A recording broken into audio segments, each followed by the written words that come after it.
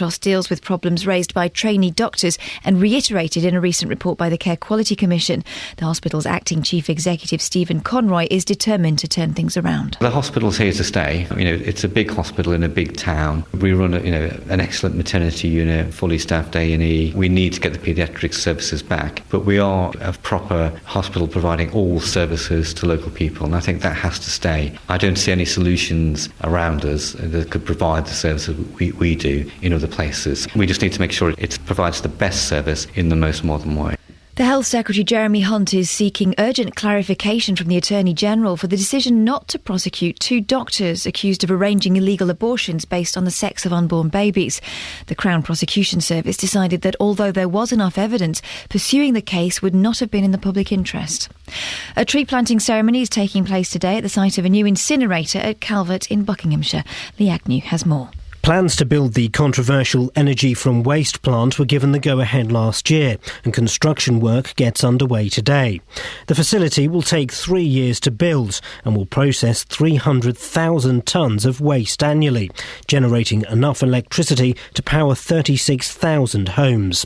FCC Environment have signed a contract to run the plant for the next 30 years, a deal which is claimed will eventually save the taxpayer more than £150 million. The government spending watchdog has strongly criticised efforts to reform the welfare system. The National Audit Office says the introduction of universal credit has been rushed, poorly managed and hampered by a costly and failing IT system. In sport, Rafa Nadal's through to the US Open semi-finals tennis for a 5th time after thrashing his compatriot Tommy Robredo in straight sets. And the weather, early mist will clear to give us a hot sunny day with a top temperature of 30 degrees Celsius. That's 59 Fahrenheit. Get the latest news and sport online at bbc.co.uk/3 counties. You know that's harassment, don't you? Harassment. Morning, this is Iain Lee, BBC Three Counties Radio. 3 minutes past 6. It's Thursday. Shall we? We might as well, mightn't we? Be rude not to. Lots coming up on the show today, including I'll be speaking to Keith Hyatt, one of the 2 men wrongly convicted of murdering the teenager Rachel Manning in Milton Keynes 13 years ago. Well, he served 3 years in prison for something he didn't do, and he says it could happen to anyone. Do you use e-cigarettes? EU proposals are due to be voted on next week that would see them to be treated in the same way as medicines. It means they'd be harder to get hold of. Should there be tighter regulations on who uses these e-cigarettes? And do you agree with me? The people that do use them, and they smoke them in restaurants and clubs and things, they're a bit smug.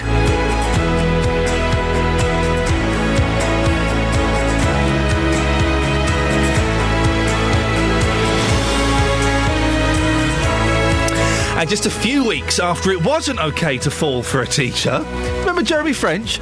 It seems it's a popular subject in today's papers because Pippa Middleton, yes, I know, says she used to fancy her hockey teacher. Well, everyone's had a crush on their teacher, haven't they? Mrs. Routledge, anybody? Oh dear, when she used to lean over the desk in English. My. Facebook.com/BBC3CR.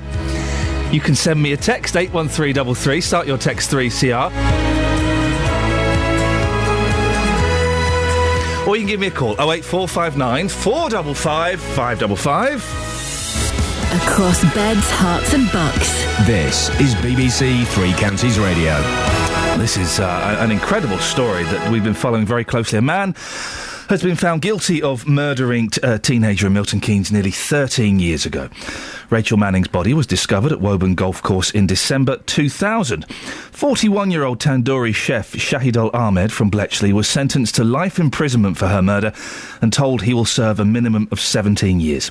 Well, our reporter Richard Williams has been following the case, joins me now. Richard, what happened in court? Well, yesterday, Ian, in court number 1, the jury of 5 women and 7 men returned a verdict after the third day of deliberation of guilty. As the verdict was read out in court, Shahidul Ahmed was in the dock. He hung his head and continued to stare at the floor. The family of Rachel Manning, who were there, including Rachel Manning's parents, Liz Manning, clearly a very emotional occasion for them, and they were breaking down as clear as you could clearly expect. Obviously for them, yesterday was the end of a very long road, 13 years to find who actually killed their daughter.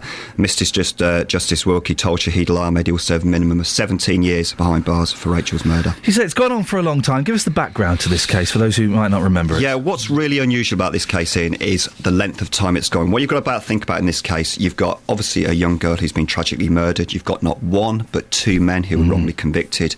You've got a family who've had to cope with the loss of their daughter. But not only that, they've had to relive that not one but 4 times in court. You've also, on top of that, then got a man who thought he's got away with murder for 10 years and a good Samaritan who unwittingly helped solve a 13-year murder. Now, as I say, it's 12 years, nearly 13 years. Let's go back to December 2000. Rachel Manning attends a fancy dress party with her boyfriend Barry White. This is in Milton Keynes. From there, they go on to Chicago's nightclub.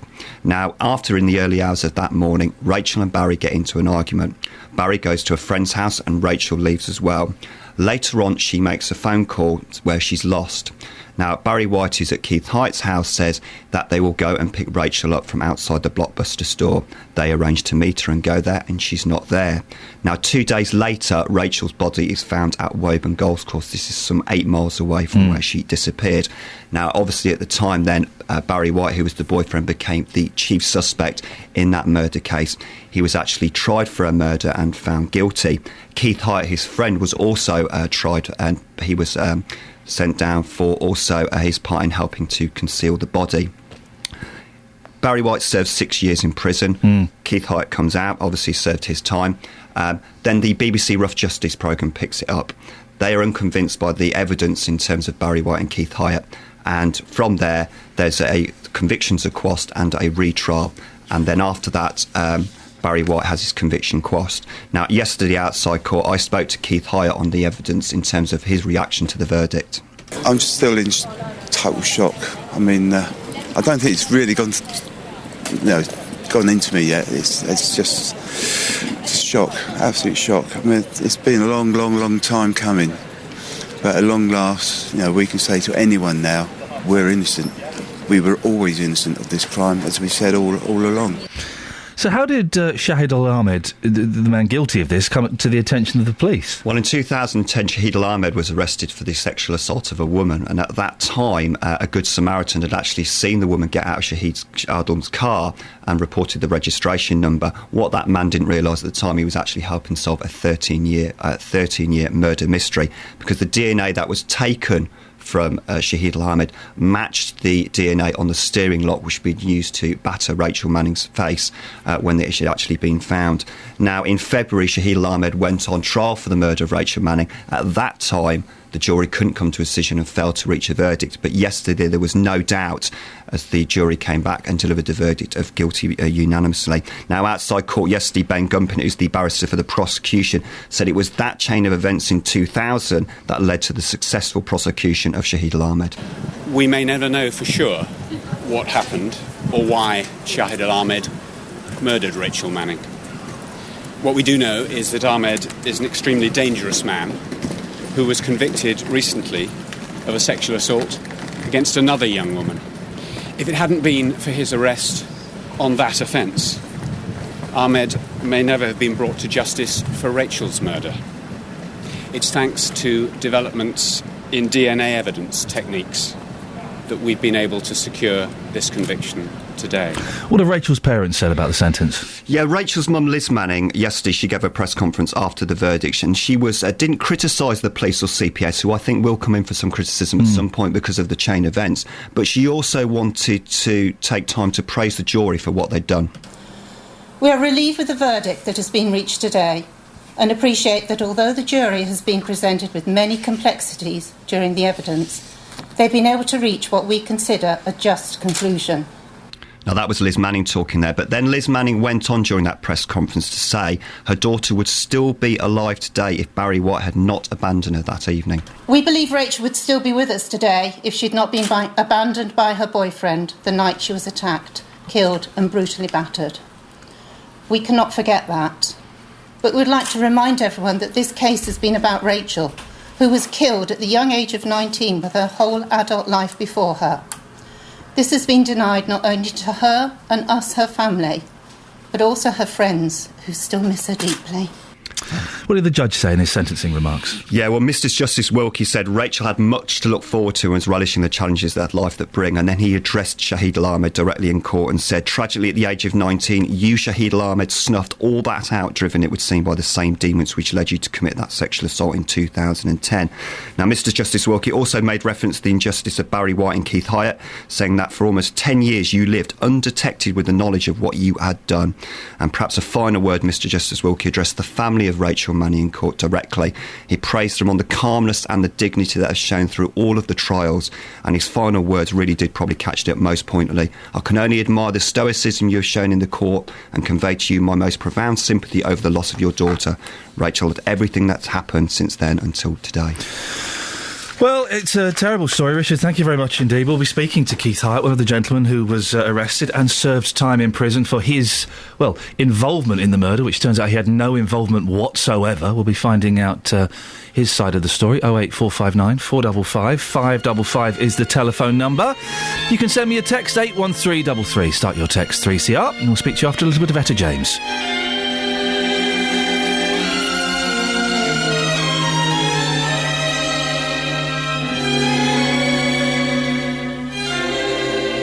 At last,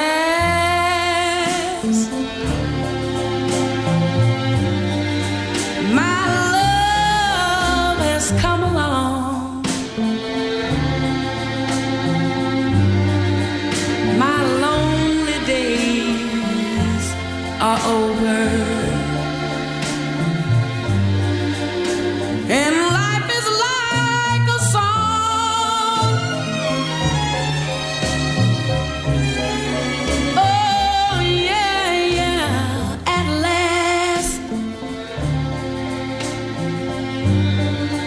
Skies above are blue. My heart was wrapped up in clover. The night I looked at you,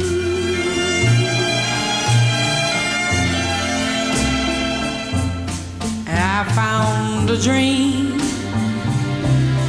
that I could speak to, a dream that I can call my own. I found a thrill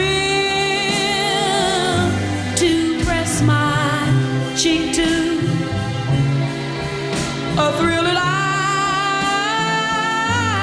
I've never known. Oh yeah, you smile, you smile. Oh, and then the spell was cast, and here we are in heaven. For you are mine at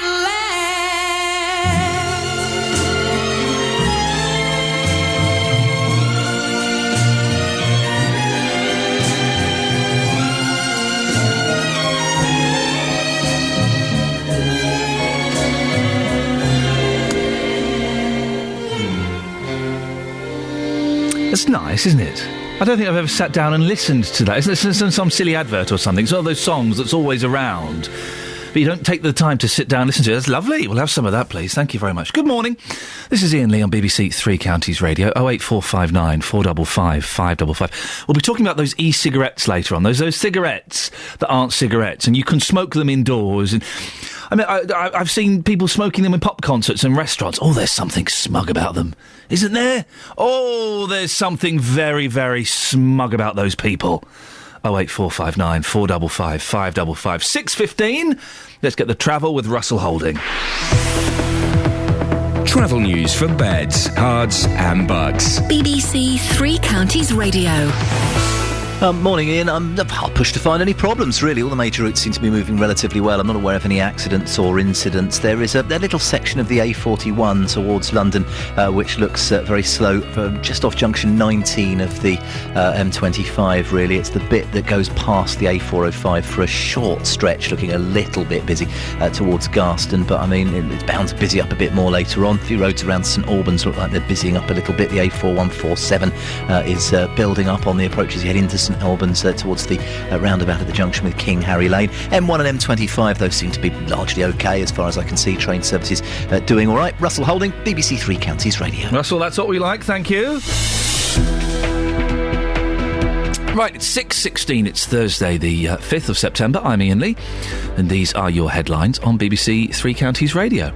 The conviction of 41-year-old Shahid Al-Ahmed for the murder of Rachel Manning has been welcomed by two men who were wrongly convicted of the crime. Barry White and Keith Hyatt say they finally feel vindicated. The Health Secretary, Jeremy Hunt, is seeking urgent clarification from the Attorney-General for the decision not to prosecute two doctors accused of arranging illegal abortions based on the sex of unborn babies. In sport, Rafa Nadal is through to the US Open semi-finals tennis for a fifth time after thrashing his compatriot Tommy Robredo in straight sets. Sex, I did say it. I did say sex. Coming up, e-cigarettes. Do you smoke them? Well, you might need to get a prescription to use them. If the old EU get their way, then we'll have to queue up to get straight bananas as well. No, 8459 455 555. BBC Three Counties Radio.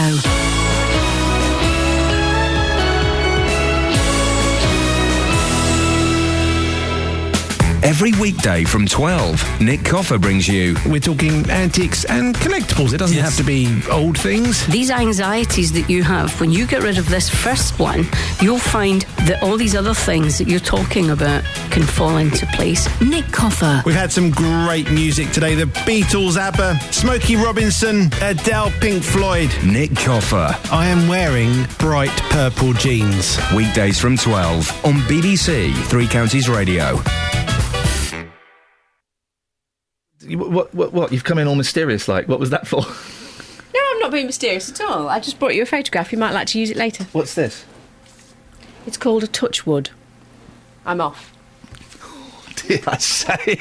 Very rarely do I get to touch wood these days. I don't. They're mysterious. That was producer Tara. She slunk in. Like, you know, the way cats kind of... Suddenly, you're in a room, there's no cats. You look around, suddenly there's a cat next to you. No, she did that. Speaking of cats, rabbits. I've got this blooming rabbit that I got for free from Ollie the cleaner. Thanks, a free rabbit. So far it's cost me £300. Yeah, I know. That's some free rabbit. I lost it this morning. I forgot to shut the rabbit hutch yesterday. I know. And I was downstairs at 4 o'clock in the morning thinking, Oh, I forgot to shut the rabbit hutch. I wonder if my wife... the rabbit hutch is open! So I went out into the garden, pitch black, 4 o'clock in the morning, just to check that the rabbit was in its little the run.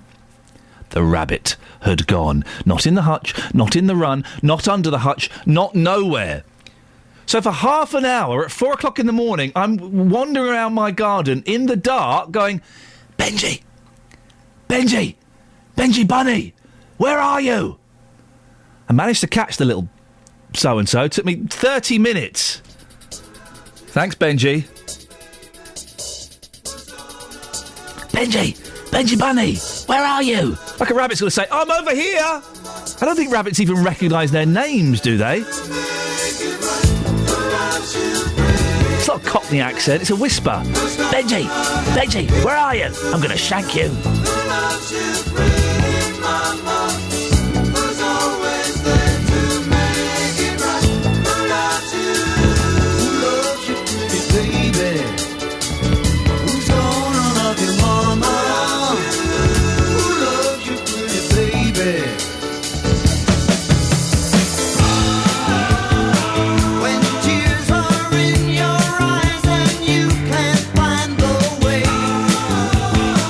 It's hard to make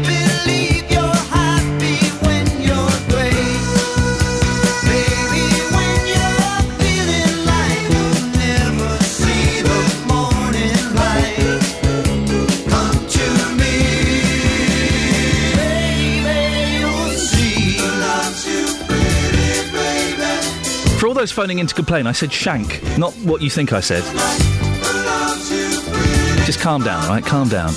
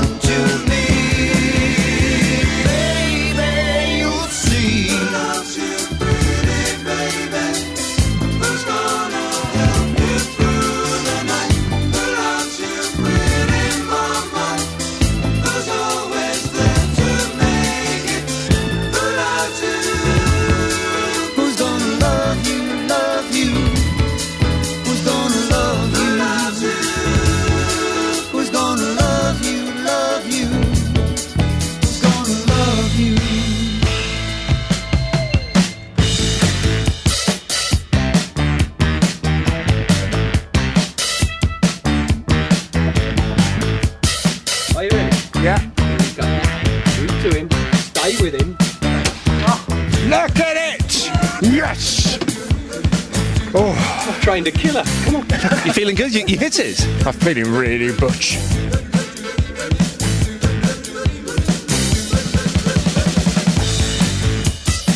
Hey.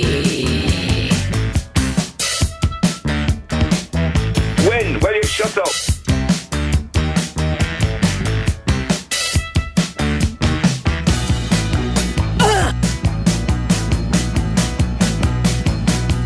Run.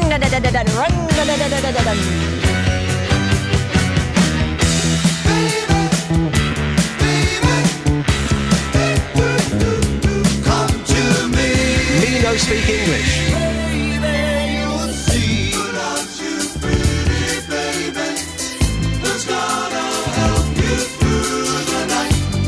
It's weird, that bit in the middle of that song, the instrumental. It is, it's like Starsky and Hutch or Kojak music. They're chasing that drug lord.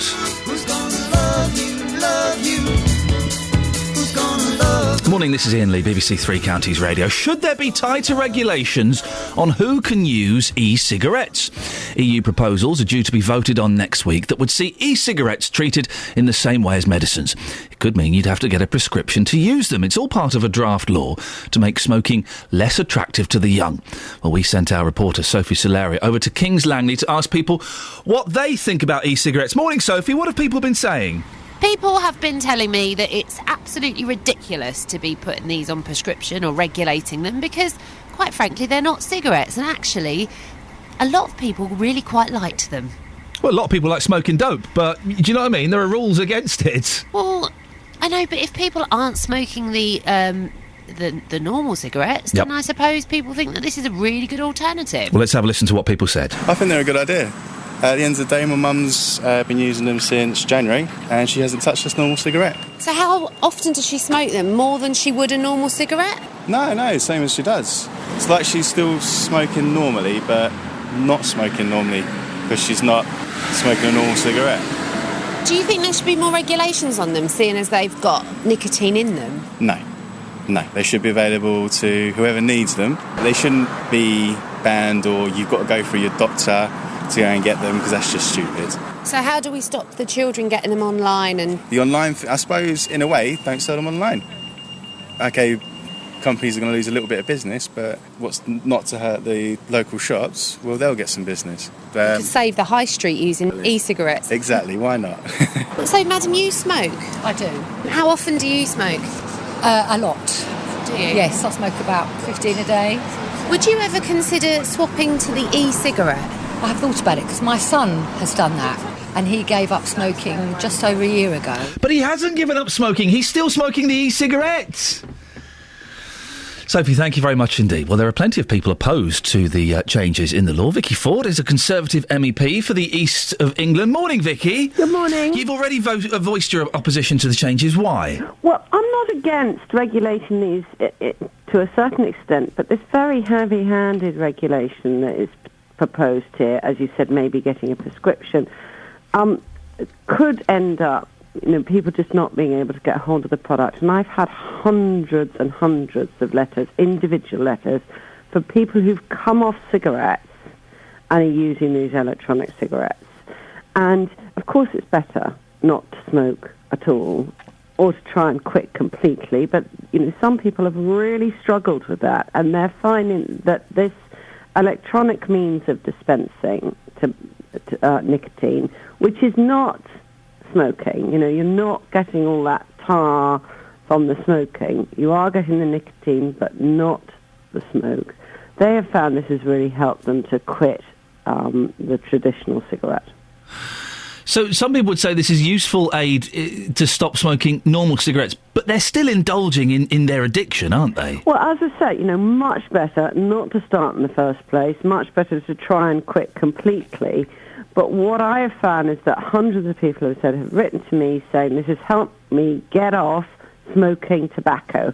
And if you take away the e-cigarettes now, then I'm going to go back to tobacco. So I want, before we have a vote and decide on a regulation, I want it to be much, much clearer exactly what that regulation could be. The manufacturers here, they're not opposed to a regulation. They're not opposed to having to give batch samples, to having to prove what their product is.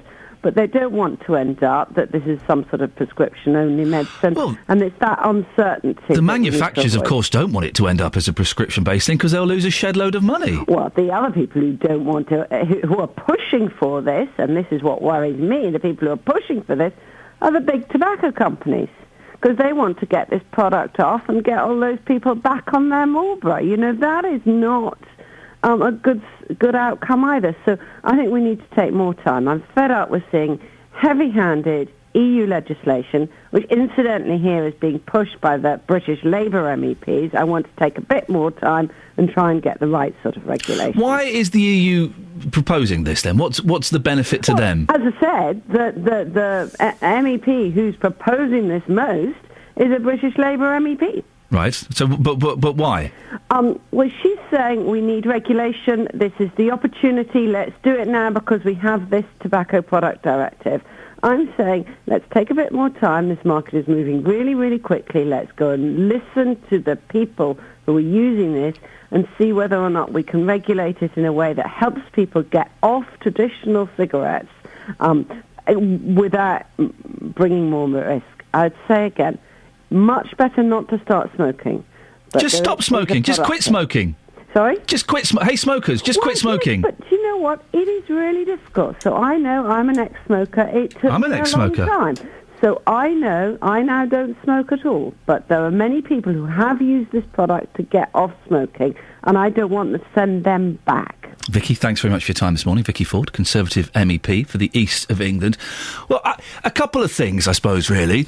Well, do you think e-cigarettes should be regulated? That's the first thing. Vicky is, of course, against it. Have you given up smoking? I was a smoker. Oh, I was a heavy smoker. Roll-ups. Oh, God, what a dirty tramp. I stopped. 9 years in February it'll be. I stopped smoking. It was hard, but I did it. And once I did it, it was... I gave up with the Alan Carr book. Read the book a few times. Wallop. Stopped. Forget your patches. There's no point in... You can't give up if you're replacing it with something else. Nicotine patches, nicotine gum, or e-cigarettes. So if you've tried to give up, how hard did you find it? And also, a slightly side issue here that I think we can indulge in. There is something a little bit smug about these smokers of these e-cigarettes. They call it vaping. I refuse to use that term. It's a made-up term made up by the e-cigarette companies to make it sound hipper. There's something smug about them because they can smoke... I was doing a stand-up gig a few years ago in this little club. Ronnie Wood from the Rolling Stones wandered in late, sat down at the front, started talking to some young bird... and then sparked up an e-cigarette, and I thought, you smug wrinkly old man. They're smug people, these e-cigarette smokers, aren't they? 08459 455 555. 6:30, BBC Three Counties Radio. Let's get the latest travel now with Russell. Travel news for beds, cards and bugs. BBC Three Counties Radio. Well, morning Ian. No accidents that I'm aware of, but the M25 starting to busy up through the roadworks. Clockwise, it looks very slow halfway between junctions 24 and 25 from Potters Bar to the A10, and then anti-clockwise approaching and just past junction 25 for a short stretch. It's very slow. The M1 doing okay, just busying up a little bit halfway between junctions 9 and 8, the bit from the A5 down towards Hemel Hempstead. Hemel Hempstead Road is very slow into St Albans, approaching the roundabout at the junction with King Harry Lane. There's also a short queue on Catherine Street, approaching the St Peter's Street roundabout in the centre of St Albans. Everything else certainly looks to be moving pretty well from what I can see. Train services seem okay. Russell Holding, BBC Three Counties Radio. Thank you, Russell. 6:31, let's get the news and sport now with Catherine Boyle. Across beds, hearts and bugs. This is BBC Three Counties Radio.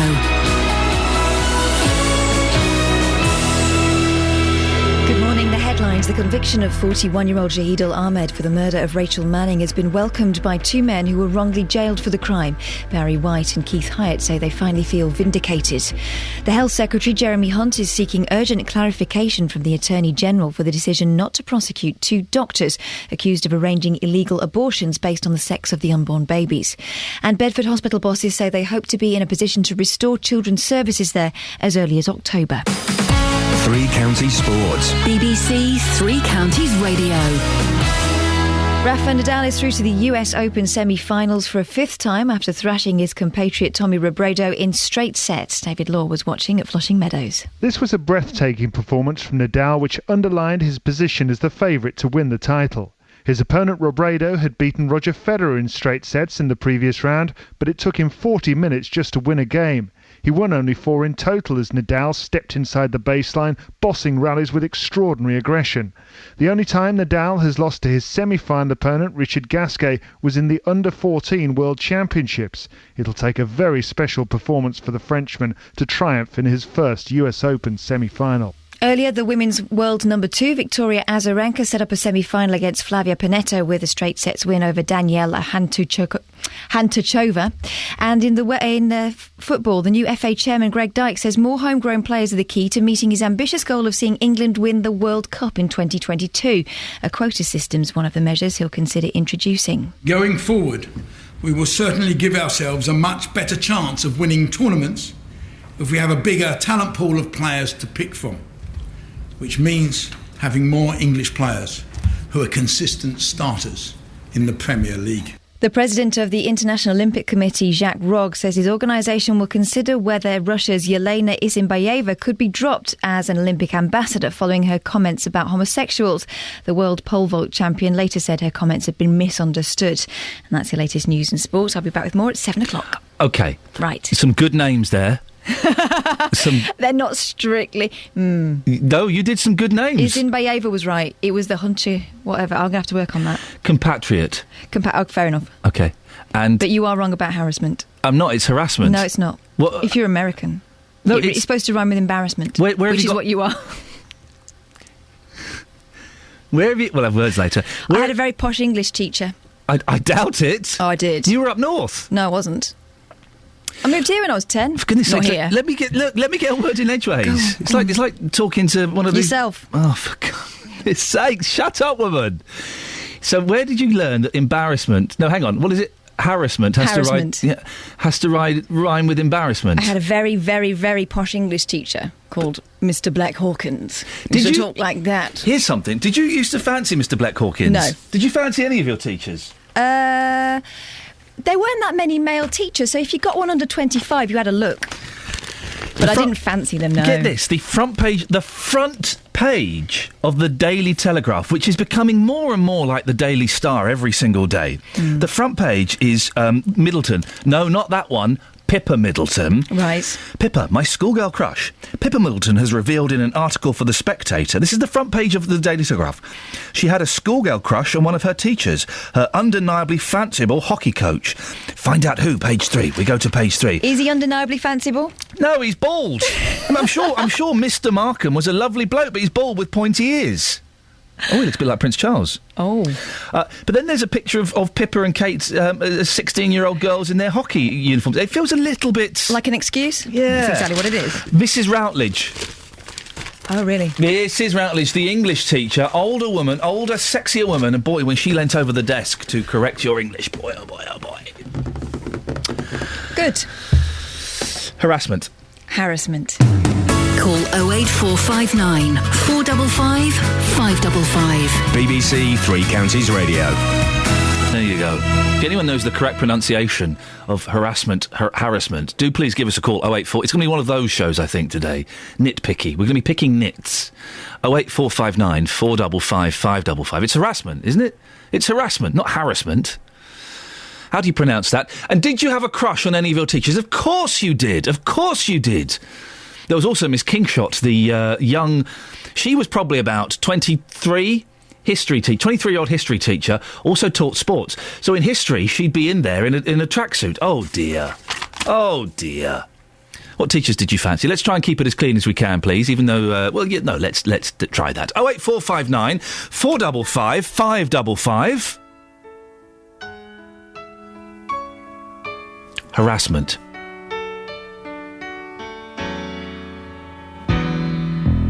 Maybe we can talk all night, but that ain't getting us nowhere. I told you everything I possibly can. There's nothing left inside of here. And maybe you can cry all night, but that'll never change the way that I feel. The snow is really piling up outside. I wish you wouldn't make me leave here. I poured it on and I poured it out.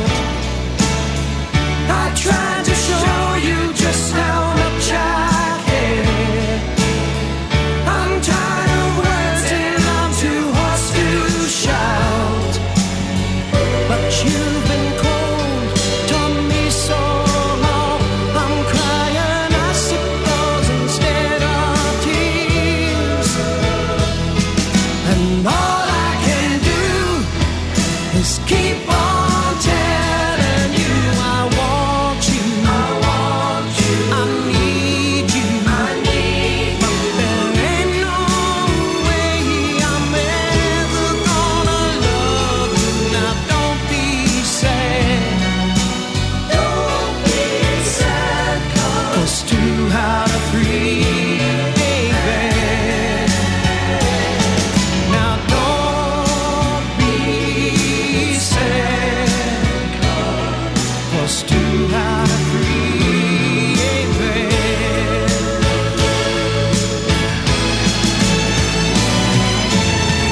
I can't lie, I can't tell you that I'm something I'm not. No matter how I try, I'll never be able to give you something that I just haven't got. Well, there's only one girl that I will ever love, and that was so many years ago. And though I pleaded and I begged her not to walk out that door, she packed her bags and turned right away. And she kept on telling me, she kept on telling me, she kept on telling me, I want you, I want you, I need you, I need you. But there ain't no way I'm ever gonna love you. Now don't be sad, don't be sad, 'cause 2 out of 3. Thank you, Meatloaf. This is Iain Lee, BBC Three Counties Radio. Here's something. If you get 12 points on your licence, you lose your licence, right? Right? Not always. Not by a long shot. A woman from West London managed to accumulate 42 points and was still driving around in her car. Well, it tallies with what BBC Three Counties Radio found via a Freedom of Information request that nearly 600 motorists living in the local area were driving with the maximum 12 or more points on their licence. Those figures were revealed in 2011, and it would appear the situation hasn't really changed. I'm joined now by Kevin Delaney, who's Head of Road Safety with the Institute of Advanced Motorists. Kevin, I always thought you got 12 points, that was it, you got taken off the road. It would appear it's not the case. No, that's right. It isn't the case. The law says that, if you rack up 12 points, then the court must disqualify you, unless they are able to certify that there are special reasons for not doing so. And I think what we're seeing at the moment is a combination of factors. First and foremost, there will be a number of cases of genuine special reasons, exceptional hardship, that sort of thing. And when the economy, as it is, ain't great, then that's probably going to be a much easier one. The idea you lose your licence, you lose your job, the family sort of suffers and so on and so forth. Exceptional cases become much easier to plead, and if you look if you Google in penalty points, you will find lots and lots of firms of solicitors more than willing to help you, for a fee of course, with your plea of special reasons. Another sort of a special reason, it actually involves fleet managers, and this I think is where the Isleworth lady comes in. Fleet managers have a legal responsibility every time a driver is caught committing an offence and not actually sort of physically caught by the police, of identifying the driver. And if you fail to do, or if they fail to do so, then they commit an offence for which they can and do receive penalty points. So if a fleet manager is not on top of his or her job, then they can very quickly rack up quite a lot of penalty points. So I think that there are those. There is also, and I hate to say this in this age of technology, a great deal of inefficiency in the various IT systems surrounding the communication between the driver licensing agency, they're the people who know how many points we have on our licence, and the courts themselves. And so what happens is that the magistrates or the people actually dishing out the penalties following a fixed penalty notice don't necessarily have access to all the information about previous convictions and points, and it also allows the same defendant to make multiple pleas of special circumstances in different courts, because of course the system ain't great and the courts aren't in a position to tell each other. It's one of these. It should never happen, but unfortunately, I think the IT system surrounding this has been developed piecemeal. There are, I was going to say gaps. They're not gaps. They're sort of like sort of huge open doors, really. So, is it easy to plead special circumstances? You go in, you got your 12 points. You go, yes, but if I don't have a car, I can't get to work. I can't feed my kids. I can't go and visit my sick mum. I'm not sure about the sick mum, but yes, anybody. It is open to anybody who is facing disqualification under the Totting scheme to plead special circumstances. And I think, as I say, I think that the magistrates and local judges are probably in these times more receptive to these sorts of pleas. It's one of these. If you imagine yourself hearing a case like this, the defendant appears before you. Person with otherwise unblemished character who is going to lose his or her job. Their family circumstances will go down the pan very quickly. It's very easy to take a sympathetic line. The difficulty, of course, is in what you don't know first and foremost if they're telling you the truth. Although there are quite sort of strong penalties for people who don't, but you don't know that they may not have made exactly the same plea at a different court. I was going to say in a different part of the country, perhaps even a different court in a different part of the county, sort of 6 months ago. Kevin, how many points have you got? I'm happy to say I haven't got any at all. Now that let me be clear that this, luck may play a part in this. None of us, believe me, none of us is perfect. Kevin, thank you very much for your time and indeed your honesty. Kevin Delaney, Head of Road Safety with the Institute of Advanced Motorists. Go on then. I'm asking you to be honest. Who's going to be honest and say, yeah, I've got 12 points, got 15 points, I'm still driving around? I pleaded special circumstances. Is that you? Because there are lots of people, nearly 600 motorists in the 3 counties have got 12 or more points. Are you one of them? I've got 6. I had 9 at one point. I hate it. It's my worst thing when you get that letter. You think, oh, God, not again. 08459 455 555. 2 questions. Should people who've got 12 or more points be instantly banned from driving? Have you got 12 or more points? You got to be honest. 08459 455 555. Travel news for beds, cards and bugs. BBC Three Counties Radio. Well, the M1 is starting to look very slow southbound now from junction 10 down to 9, from Luton Airport down to the A5. Very slow on the M25 through the roadworks each way. Iain, clockwise going towards junction 24 at Potters Bar, anti-clockwise 26 to 25 from Waltham Abbey to the A10. The A1M is slow southbound around junction 7, which is the Stevenage south turn. And I can see a bit of a queue on the northbound side of the High Street through Harpenden. Russell Holding, BBC Three Counties Radio. Thank you, Russell. 6:47, it's Wednesday. No, it's not. It's Thursday. Oh, a day closer to the weekend. I'm Iain Lee and these are your headlines on BBC Three Counties Radio.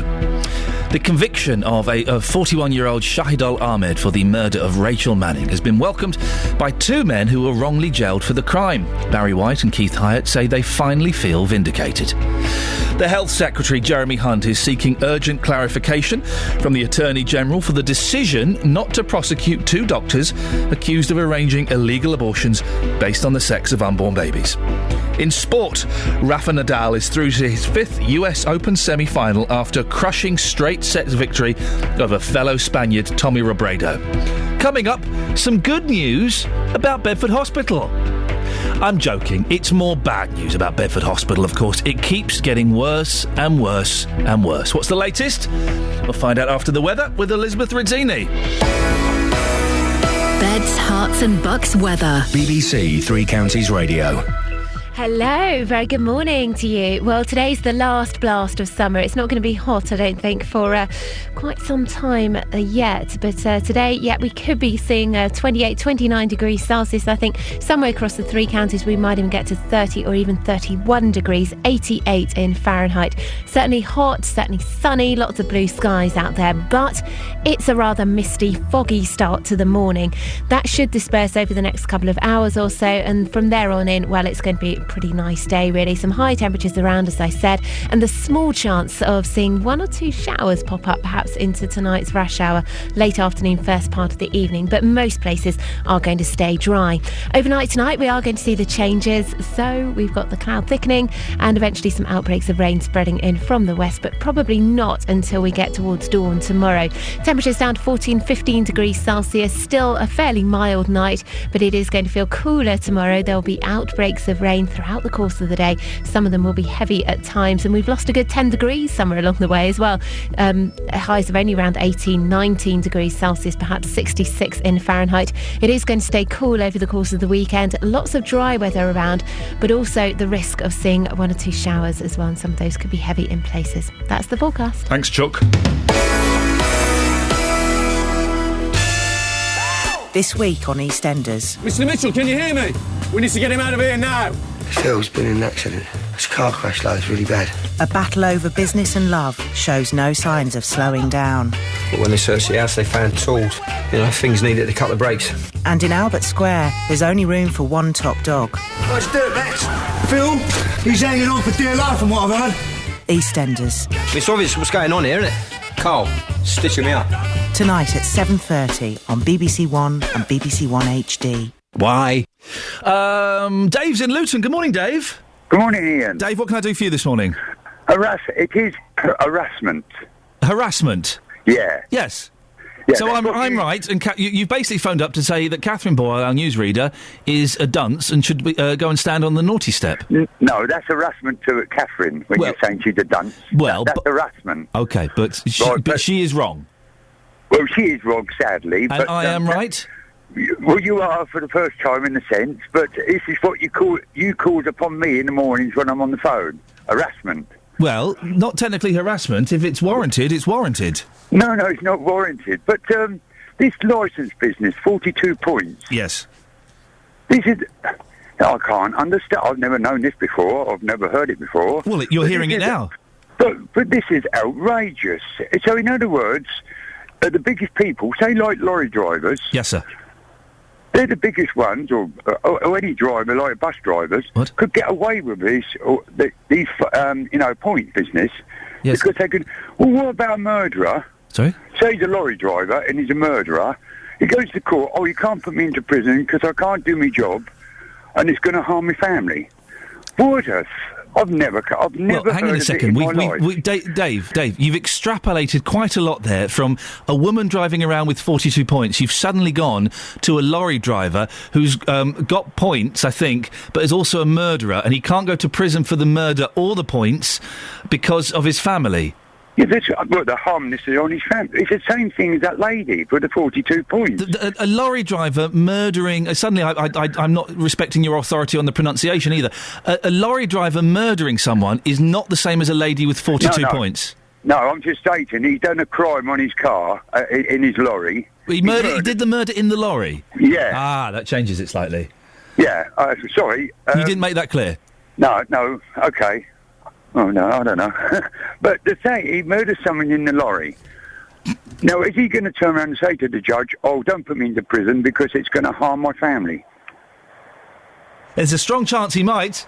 And what do you think the judge's response should be to that lorry murderer?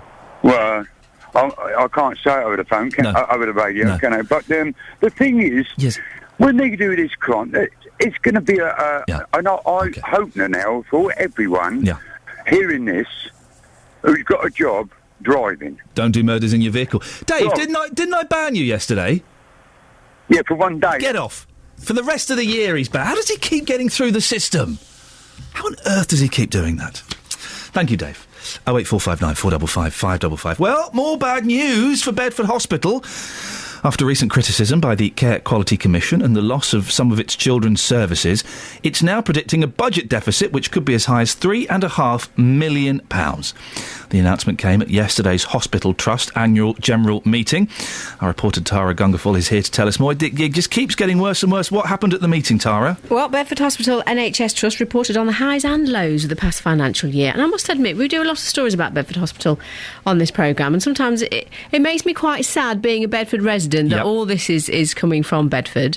I, like many other people, have enjoyed the hospitality of Bedford Hospital at different times, and they've always been very good. That's my experience. But a lot of good people working there. Absolutely, yes. Absolutely. So it's very disappointing for them when they hear about Bedford Hospital in the news. But anyway, yesterday it accepted some of its failings and it tried to focus on some of the positives as well. There are around about 50 people made up of hospital board members there, other staff, members of the public, representatives of patient groups and voluntary organisations, as well as the press. And the hospital announced that it's facing a budgetary deficit for the financial year 2013-14, but it does hope it can avoid that, as the hospital's acting chief executive Stephen Conroy explained. We're working on a deficit budget at the moment of 3.6 million, so that's the target we've been set. If we can improve on that, then we'd very much like to. Are you confident you will reduce it? I'm confident that the team will do everything they can to get there, but we need the support of other people. If there are more services that can be provided in the community to stop people being admitted unnecessarily, then that would help us a lot. So we want to work with our partners in the CCG and in social services to see what we can do for the winter when things get really busy. Is that figure likely to be reduced, Tara? Where can the hospital hope to make additional savings? Well, it's looking to make savings for the following year, which it might be able to implement sooner. And the hospital says if it provides the best standard of care, that will save money by making the service it provides patients more efficient. So obviously they won't have to go back to care for people if they've done it properly the first time, which would make sense. It's also one of the trusts in the country which receives particular winter pressures funding, which also might help reduce any deficit. So there are options there. Now, as we we know, because we've been talking about this a lot, a number of children's services at Bedford Hospital were transferred to other hospitals, Milton Keynes, one of them, prior to a critical report by the health watchdog, the CQC.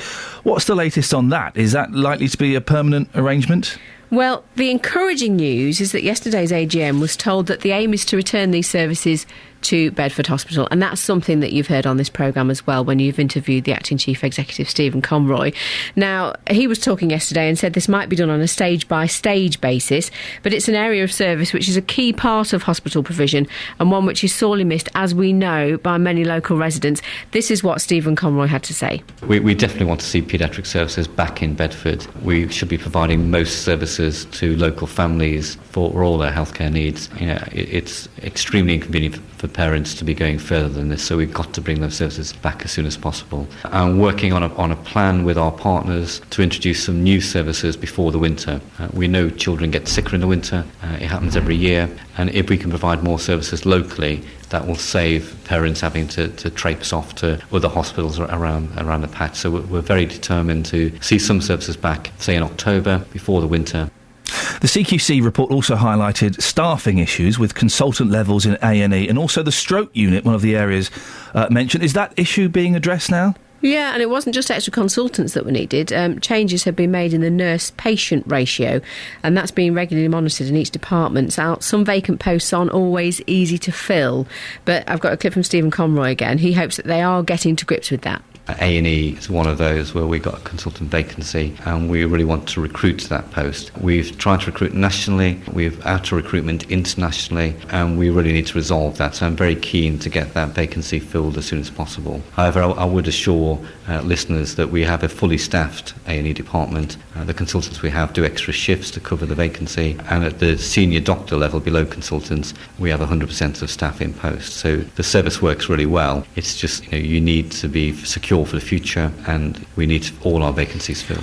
What are patients' groups saying about this? Are local people being reassured by what's happening now? Well, you'll be speaking to someone from a patients group in around an hour's time, but local people want reassurances that the worst of the problems are over. Of course they do, and they want to know that measures are in place to prevent any repeat of what's happened. There will be further inspections, and staffing levels have improved, with £740,000 spent this financial year in recruiting more than 20 extra nurses, which is obviously good news. And as part of the charm offensive, Bedford Hospital NHS Trust appears to be addressing some of the issues that bug residents as well, or their relatives who've been unfortunate enough to require hospital treatment. The meeting heard that there's been no MRSA infection for over a year, and that there's a zero tolerance policy now on bed sores, which is something that you spoke to Stephen Conroy about on the programme. So the hospital appears to be sending out the right signals, but of course time will tell. Tara, thank you very much indeed. Wouldn't it be nice to come in one day and do a story about it? Isn't Bedford Hospital great? And they've sorted everything out and they're having a wonderful time. And that's not a knock, a criticism of the people that work there. There are some amazing nurses and doctors there. Of course there are. And I feel sorry for them because they're getting a bad rap as well. 08459 455 555. The debate continues. Harassment or harassment? Which is it? Catherine Boyle is bombarding me. She's harassing me with all these things she's finding, probably from Wikipedia, on the correct pronunciation. Maybe you can help. 08459 455 555. This is BBC Three Counties Radio. Let's get the latest travel, shall we? Travel news for beds, cards and bugs. BBC Three Counties Radio. Well, the M1 is very slow southbound this morning from just before junction 10 at Luton Airport down to around 8 at Hemel Hempstead in patches, certainly around junction 9, the turn for the A5. It's really very, very slow. Had a number of calls from people. Some had not actually moved, so there might be something going on. I can't see from the cameras an actual accident or incident, but it is a little bit misty, so might well be an accident along that stretch. If you're there, do let me know. A1M looking very slow south towards junction 7, 8 down to 7, the two Stevenage turns. Then there are delays on the M25 as well. That's looking very slow each way through the roadworks around junction 25. Russell Holding, BBC Three Counties Radio. Thank you very much, Russell. Harassment? Got more than 12 points on your licence, should you be banned? And e-cigarettes, those smokers. How do they get away with it? Here's the news. Local and vocal across beds, hearts and bucks. This is BBC Three Counties Radio.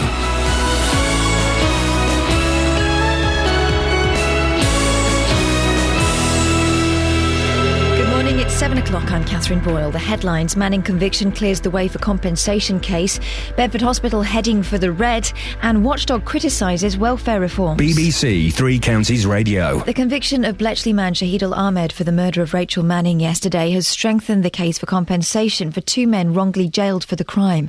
Rachel's boyfriend Barry White and his friend Keith Hyatt had their convictions quashed in 2007, but Barry White says the 6 years he spent behind bars have ruined his life. I lost a life, I lost a good life. I had a good little job, I had a great girlfriend, and I would like a life back.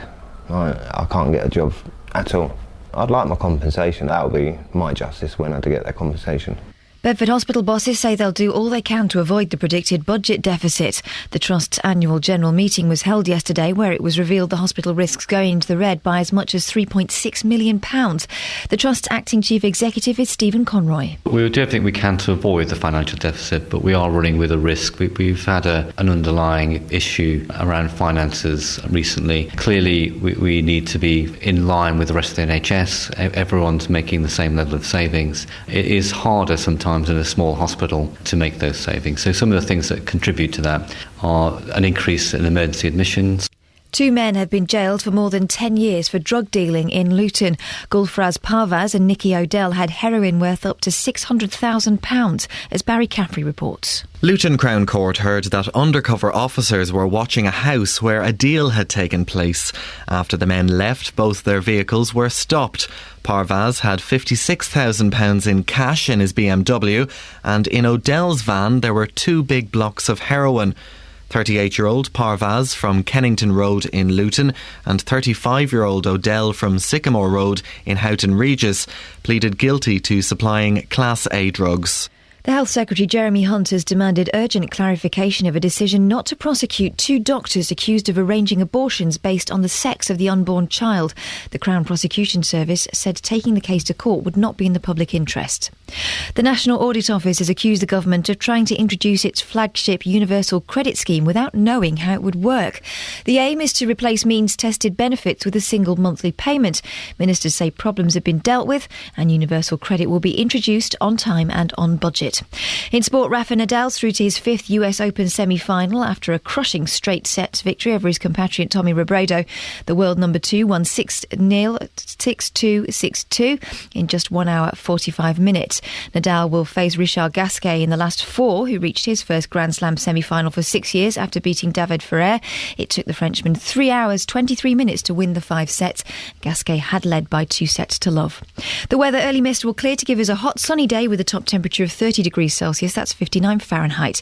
Get the latest news and sport online at bbc.co.uk/3 counties. So what's this latest piece of research into the word harassment that you sent me? Harassment. Well, apparently it's all Frank Spencer's fault. Betty Cat's done a whoopsie on the floor. Yeah. Whole university say it was a joke and a way of saying a rude word. Right. And so unfortunately morons have taken it on. Sorry, you're basing your pronunciation of harassment on what Frank Spencer didn't do. Okay, I don't know if you heard Dave earlier on. Now, putting to one side his talk about truck drivers committing murders to get off getting points on their licence. Yeah. I thought apart from that, he made a strong argument that it is harassment. Mm-hmm. So we go Oxford English Dictionary, Roget's Thesaurus, Dave in Luton. Is that right?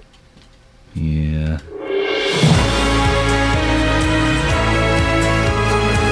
When she puts it like that, can we get the BBC pronunciation department on the line? This is what we need to do. We're the BBC, for goodness sakes. Kelly Betts, phone up the BBC pronunciation department. I want them on this show. If you can help, 08459 455 555. Slightly more serious issues to be talked about as well. In a few minutes, I'll be speaking to Keith Hyatt.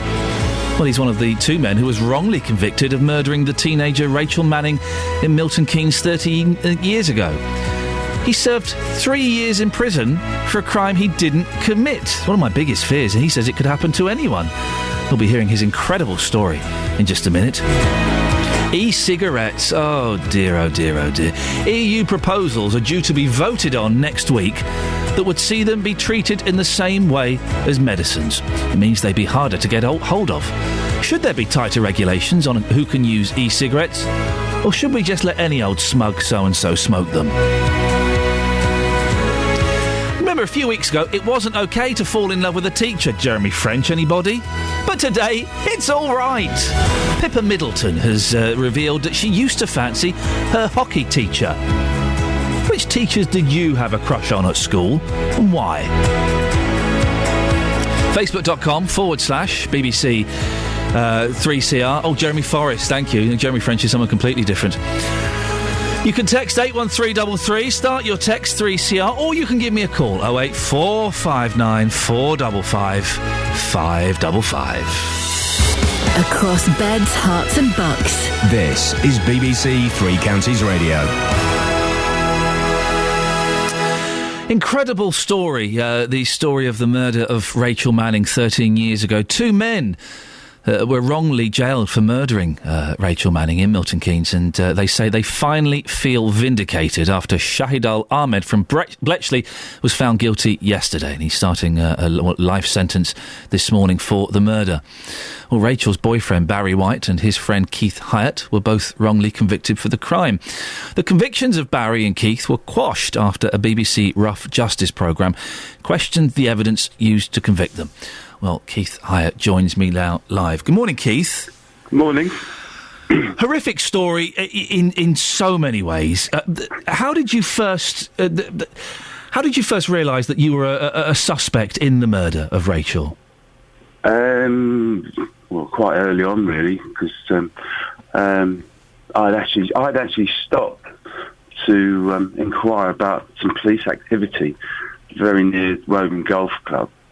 Which is where the body was found, of course. That's right. Yeah. And when I did that, because I asked Sharon Barry's mother to go and check.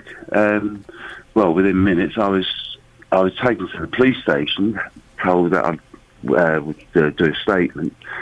But while I was there, two officers came in and arrested me for the murder of Rachel Manning. And what did that feel like, Keith? You'd gone in there to see what was going on, and you're being accused of murder. Yeah, I mean, the whole world just implodes. I mean, everything you've believed in just goes. I mean, you know, it's difficult to put into words, but it's the whole world. I was in complete shock after that. You must, of course, have kept going, no, hang on, I'm innocent, I didn't do it. And what were the coppers like? The uniform coppers were all right. It was often the CID. I mean, they didn't seem to be that interested in how I was feeling. But I say, from that moment, I was probably in shock for at least 2 days while I was there. In fact, I can remember very little of the time that I was in police custody there.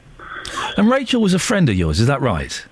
That's right, yep. So, not only have you lost a friend in horrific circumstances, you're now being implicated in that murder. That's right, that's correct, yep. Did you think this is it must have felt like some weird dream, that at some point someone's going to go, hang on a second, of course we've got the wrong person. Keith, go on, we're sorry, away you go. But that just didn't happen, did it? No, that's right the way through. Even when we were convicted and put into prison, we both kept thinking, at some point someone's going to open that door and say, sorry, it's all been a terrible mistake, you can go home. But that didn't happen. That first day when you got sentenced and you went to prison, and that door slams behind you, or you get put in your cell. Yeah. What was going through your mind? It was just so surreal. It's difficult. Again, it's difficult to put into words. It's just you're just thinking to yourself, this has got to be wrong. There's something wrong here. I've done nothing wrong, and yet why is this happening to me? And of course, as we know, everyone in prison is innocent. I didn't do it, Gov. They got the wrong bloke. Yeah. What was it like hanging out with other prisoners, with other murderers, with criminals like that? It must have been terrifying. It certainly was for the first 3-4 months until you get used to prison, really. You tend to sort of have to reinvent yourself a little bit. But because you're there on your own. There's no one else behind. There's no one else looking out for you. So it's quite a scary place. How did it come about? You getting your conviction overturned? Well, that was my father, because virtually from day one, my father got on to the BBC and spoke to Rough Justice, and I think he sort of phoned a few times. And fortunately, Louise Shorter, who was the producer at the time, agreed to take on the case.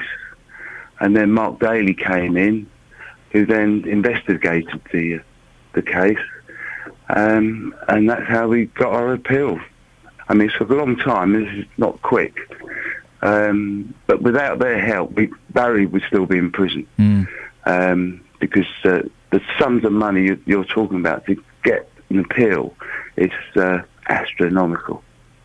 It's taken a long time for Mr. Ahmed to be convicted. Were there some people who still thought that, you were guilty? You and Barry be walking down the street and they'd be, nudging each other, going, "Those two got off light." Probably people who didn't know us may have been thinking that. But I mean, I've certainly been lucky that I've got a good family and all my friends, and they all knew that I had nothing to do with this, and they've all been very supportive, as well as my MP Iain Stewart being absolutely brilliant and supported us right from the beginning. And did your family believe your innocence all the way through, or do you think that even they were at some point going, well, maybe he was involved? No point did they ever think I did this. No. And your dad, I know your dad passed away recently, and I'm sorry to hear that. It's always a great loss when when a boy's dad goes. But he was a great support, was he, throughout all of this? He was. It was just sad that he couldn't just be around to hear the verdict. But I'm sure somewhere he knows. And does it feel like a full stop when the verdict was passed yesterday? Did you feel like that's it? You can kind of move on and get on with your life now? Yeah, I think so. It was like putting the last page in the book and closing the book, and then putting it away, and then just start a new book, get a new life sort of started, and just rebuild your life a little bit. Obviously, my priority is going to be looking after my mother. So she must be really relieved. She is. Yep. She was absolutely over the moon. She was. Yep. Yeah. And are you going to be trying to get compensation for it's 3 years, wasn't it? You spent in prison. In prison, yeah. Oh yes, yeah. I mean, that's been going through for some time now. Yeah. But it's not very easy, and but there's not the new law changes, which was all to do with cutting costs. They don't make it easy. No, of course they're not going to make it easy to give you a load of money for a mistake they made. Have the police apologised to you, Keith? They have. I mean, Rob Mason was he apologised on TV last night, and we also had a letter from him before then. So, and has anyone from the police come and knocked on your door and said, "Look, Keith, can we have a little chat? I just want to say I'm really sorry on behalf of the police force." Have you had anything like that? Oh no. I mean, again, Rob Mason. I mean, all the police that were there the other day at the court, they've all been really good, I must admit, and they've all had the courage to come up and shake our hands and say, "Look, sorry about this," and I accept that from them. Well, good for you, Keith. Listen, it's a remarkable story. I really hope that this, you and your mum and the rest of your family can move on from this now. But thanks very much for coming and sharing it with us this morning. That's right, pleasure. Keith, okay. There we go. That's Keith Hyatt, wrongly convicted of perverting the course of justice, wasn't involved in the murder, went to prison for 3 years, had his conviction quashed in 2007. And just to remind you that Shahid Al-Ahmed from Bletchley is starting a life sentence this morning for murdering Rachel Manning 13 years ago. You can't even begin to imagine what that's like. Irrationally, well, maybe not irrationally, it's one of my biggest fears, going to prison for a crime I didn't commit. Imagine that, you're arrested. You're charged with involvement in a murder. You go to court. There's a whole hearing. You get sentenced. You go to prison. You must be thinking at some point, somebody is going to realise they've made a terrible mistake. Someone's going to realise. Fingerprints, DNA. Someone's going to go, oh, we've got the wrong lads. He's in prison for 3 years. 08459 455 555. It's 7:15. It's BBC Three Counties Radio. Time for the travel. Travel news for beds, cards and bugs. BBC Three Counties Radio. Well, we're getting loads of calls about the M1 delays. Traffic is queuing south around junction 11, the A505 Luton and Dunstable turn, then from 10 down towards 9, Luton Airport to the A5. I can see on the cameras that traffic's queuing along that stretch. I'll be honest with you, Ian, I've got no idea about junction 8. I'm looking at the cameras. I can't see a thing. It is so foggy around junction 8. I just got white across the cameras. I can't see what it's like there. Speed sensors suggest that it's eased by the time you get to junction 8, but I can't confirm that as I can't see. A1M is looking very slow south between junctions 8 and 7, the two Stevenage turns, and there's a report of a vehicle fire towards London between junctions 2 and 1, Ian, from Welham Green down to the M25. Speed sensors are showing delays, but again, very foggy. M25, various stretches got delays now. It's clockwise junction 24, mostly at Potters Bar, anti-clockwise 26 to 25 from Waltham Abbey to the A10, 21 to 20 from the M1 to Kings Langley, and building up now from 17 to 16 from Maple Cross to the M40. And I can also see delays on the A10 towards London around the Cheshunt area, going down towards the A121. Russell Holding, BBC Three Counties Radio. Russell, thank you very much indeed. Right, 7:16, it's Thursday, the 5th of September. I'm Iain Lee, and these are your headlines on BBC Three Counties Radio. The conviction of Bletchley man Shahid Al-Ahmed for the murder of Rachel Manning has strengthened the compensation case for two men wrongly jailed for the crime. Bedford hospital bosses say they'll do all they can to avoid a predicted budget deficit of £3.6 million. In sport, Rafael Nadal is through to his 5th US Open semi-final after a straight sets tennis victory over fellow Spaniard Tommy Robredo in straight tennis sets at Flushing Tennis Meadows. Coming up, take a nice big draw on that e-cigarette of yours, because you may soon need a prescription for it. 08459 455 555. BBC Three Counties Radio.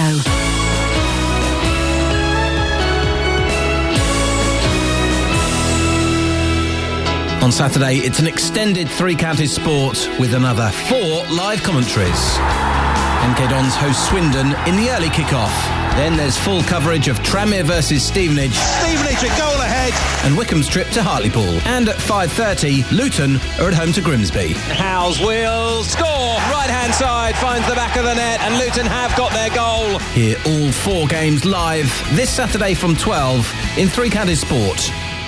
Morning, this is Iain Lee, BBC Three Counties Radio. Harassment. The debate continues, and indeed it rains on like the hellfire. 08459 455 555. How is it pronounced correctly, please? Now, EU proposals are due to be voted on next week that would see e-cigarettes treated in the same way as medicines. It could mean you'd have to get a prescription to use them. Well, it's all part of a draft law to make smoking less attractive to the young, but there are plenty of people opposed to the changes in the law. We sent our reporter, Sophie Solaria, over to Kings Langley to ask people there what they think about e-cigarettes. I think it should be more clearer what's in the actual fluid that you put in them, because when you actually look on the bottle it said hazardous to swallow, but you're then actually smoking the vapour, so I think there needs to be better regulations on that. Are they better than a cigarette? I don't know. So you smoke the cigarettes? A vape, like a vaporiser one rather than a cigarette one. I like it. Cheaper, tastes nice. I still smoke cigarettes as well though. So you smoke both? Yes. Do you think that it's helped you in any way? Yeah, because I did quit on it to start off with. But yeah, I just went back to cigarettes. How hard was it to get that e-cigarette? Quite easy on the internet. Just Google it. Do you think it should be regulated at all? No. Because it's not as bad for you as cigarettes. Just you get the same feeling as smoking. It's not really the smoking I like, it's the feeling of doing it with the hands and like the drag on your neck. Nice. So that woman enjoys the sensation of putting something in her mouth and the feeling on the neck. She's smoking e-cigarettes and she's smoking real cigarettes. Has it been helpful? Well, yeah, I did stop smoking for a while. What? 08459 455 555. Well, Catherine Devlin from Dunstable is the president of the Electronic Cigarette Industry Trade Association. Catherine, I'm assuming that you think that this legislation that's being proposed is possibly wrong. Well, yes, absolutely. The medicalisation of these products would be completely inappropriate and actually legally invalid for all kinds of good reason, because they're not medicines, quite simply. What they are is an alternative to the burning of tobacco and inhaling of the smoke, which is lethally dangerous, as we all know, by replacing it with something that is not burning anything and therefore must be orders of magnitude safer than continuing to smoke. It's still encouraging an addiction, though, isn't it? Well, encouraging? No. The point about smokers is they are addicted to smoking. They are... To nicotine? To nicotine, yeah. Absolutely. Which has got... The products have got nicotine in, haven't they? Yeah, absolutely. So it's encouraging addiction? Not encouraging. What it is doing is... Promoting? No. What it's doing helping? is offering absolutely helping, because it's helping offering addiction. an alternative way of consuming nicotine that removes 99.9% of the dangers associated with smoking. So it makes it no worse than drinking coffee, for example, because nicotine is actually about, as you know, it's on a par with caffeine. Really? Absolutely. Nicotine itself is actually a very safe drug. That's why we have NRT products that are absolutely fine and promoted widely. You know, nicotine itself is not the problem. The problem is the smoke. It is the smoke that kills people, not the nicotine. But should we be encouraging any form of addiction?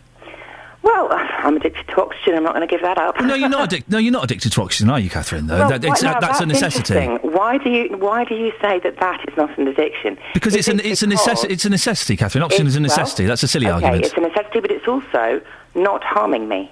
No, but it's not an addiction, Catherine. That's a ridiculous argument. No, but addiction necessarily implies that it does you some harm to be addicted to something. Well, no, addiction implies that you are doing something that you cannot stop doing. And the argument about oxygen is ridiculous. Well, okay then, but, you know, at the end of the day, there are people who can't get through the day without a cup of coffee every couple of hours. Is that addiction to caffeine? Yes, people can be addicted to caffeine, but you are actively encouraging an addiction. Not really. No, what we're doing is offering a way out of an addiction to something that is very, very harmful and is likely to kill half of the people who are using it. Tobacco smoking kills half. Why don't you just promote people to stopping smoking? Why don't you invest all of your time and money and effort into people stopping smoking altogether? Because it's a business. That's been going on for years and years and years, and tobacco control measures have faltered and stopped with about a quarter of the population still smoking. So you thought you and the industry would cash in on this? I'm not cashing in on it. The industry is not looking to cash in on it. Well, it is. It's an industry. So by definition, it is cashing in on people who want to stop smoking but can't by offering them a lightweight alternative that still preys on their addiction. It's not preying on the addiction at all. It's like offering clean needles to HIV drug users. It's harm reduction is what it is. It's like seatbelts, it's like life jackets, it's a better way of doing something. Catherine. You need to use a seatbelt. Catherine, your comparison. So far we've had, you're addicted to oxygen, it's like giving clean needles to drug addicts, it's like wearing seatbelts. It's like none of those things at all, is it? Well, what it is massively removing the harms that are caused by smoking. So if you are a smoker who is unable or unwilling to quit, this is a better way to continue to use nicotine if you're going to do that. By making lots of money for the industry. I'm not saying that's a bad thing. As a smoker, by switching from burning tobacco to using an electronic cigarette instead. But it will make... the e-cigarette industry isn't doing this out of a charitable concern for people's health. They're doing it to make money. And I'm not saying there's anything wrong with that, but that's what they're doing. That's the same as the NRT market. You're promoting NRT products. Of course, businesses are there to make money. So they're making money. They're not doing... what we're doing we should just put that... is useful. But then I just think you should be more honest and open about that instead of trying to imply it's coming from a loving, caring health perspective. It's not. It's a business. Well, yeah, okay, but, you know, when I held my husband in my arms when he was 31 years old and dying of smoking-related cancer, he died in my arms, And when I found vaping and switched from smoking to using an electronic cigarette, I thought, do you know what? I want to make damn sure that there are other families out there who don't have to go through what we went through. So, yeah, I'm very proud to promote vaping. But I would have thought... harm reduction alternative. I would have thought, and you've brought that up, and it's, you know, I'm sorry to hear about your loss. Of course, it's a terrible thing, and I'm sure we all know people who've lost loved ones through smoking. But surely then you should be perhaps encouraging complete abstinence from any form of smoking and addiction and nicotine. Obviously, the very best thing that smokers can do is to quit smoking.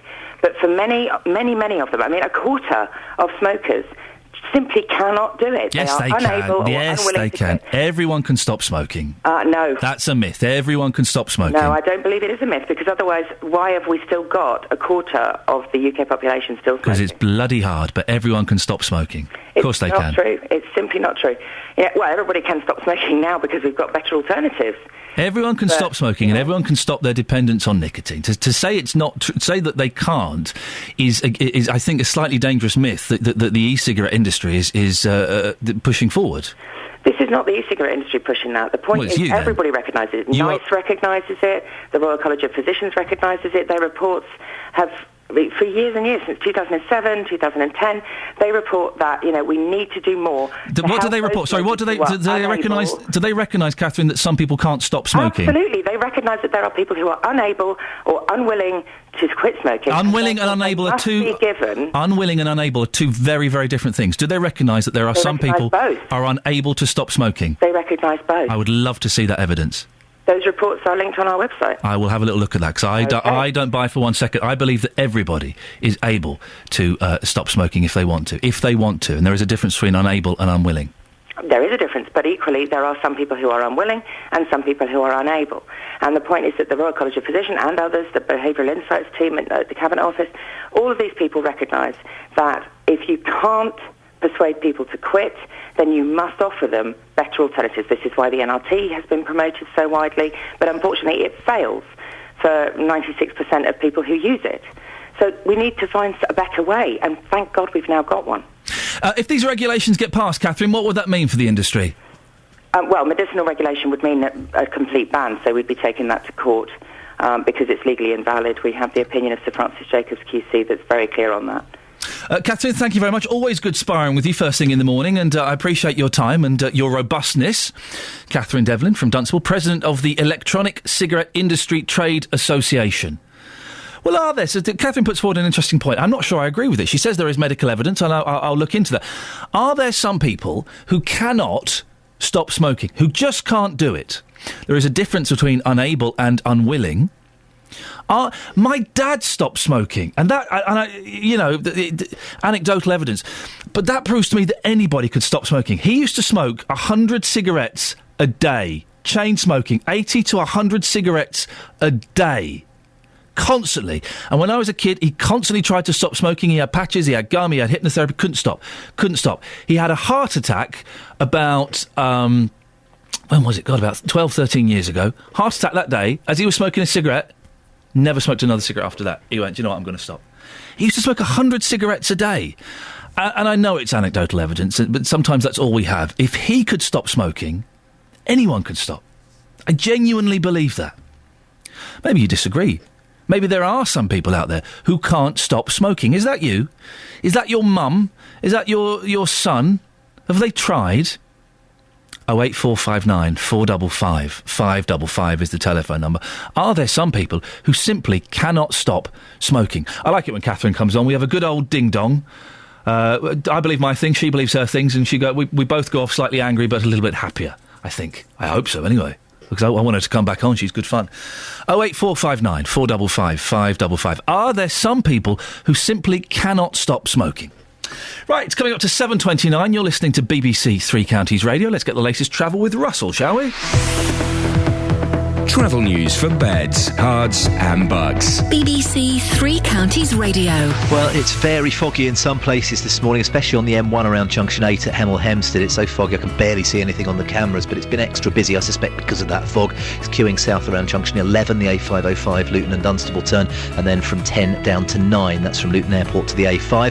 A1, that's looking slow south towards the Black Cat roundabout. Also very slow, Junction 8 down to 7, the two Stevenage turns. And there was a vehicle fire. They've put the fire out about, Iain, towards London, but queues now from junction 4 down to 1, so that's all the way from Welwyn Garden City down to the M25 at South Mims. On the M25, it's very slow clockwise, junctions 22 to 24 from London Coney round to Potters Bar because of the roadworks. Anti-clockwise queuing in patches 28 to 25 from the A12 round to the A10, then very slow from junction 21 round to 20, that's the M1 to Kings Langley, plus just off junction 21A there's a queue on the A405 on the roundabout there at Bricket Wood. And the A10's been looking very slow towards London as well, around the Cheshunt area, going from Turnford down to the A121. Russell Holding, BBC Three Counties Radio. Thank you, Russell. 7:30, bang on the nose. News and sport now with Catherine.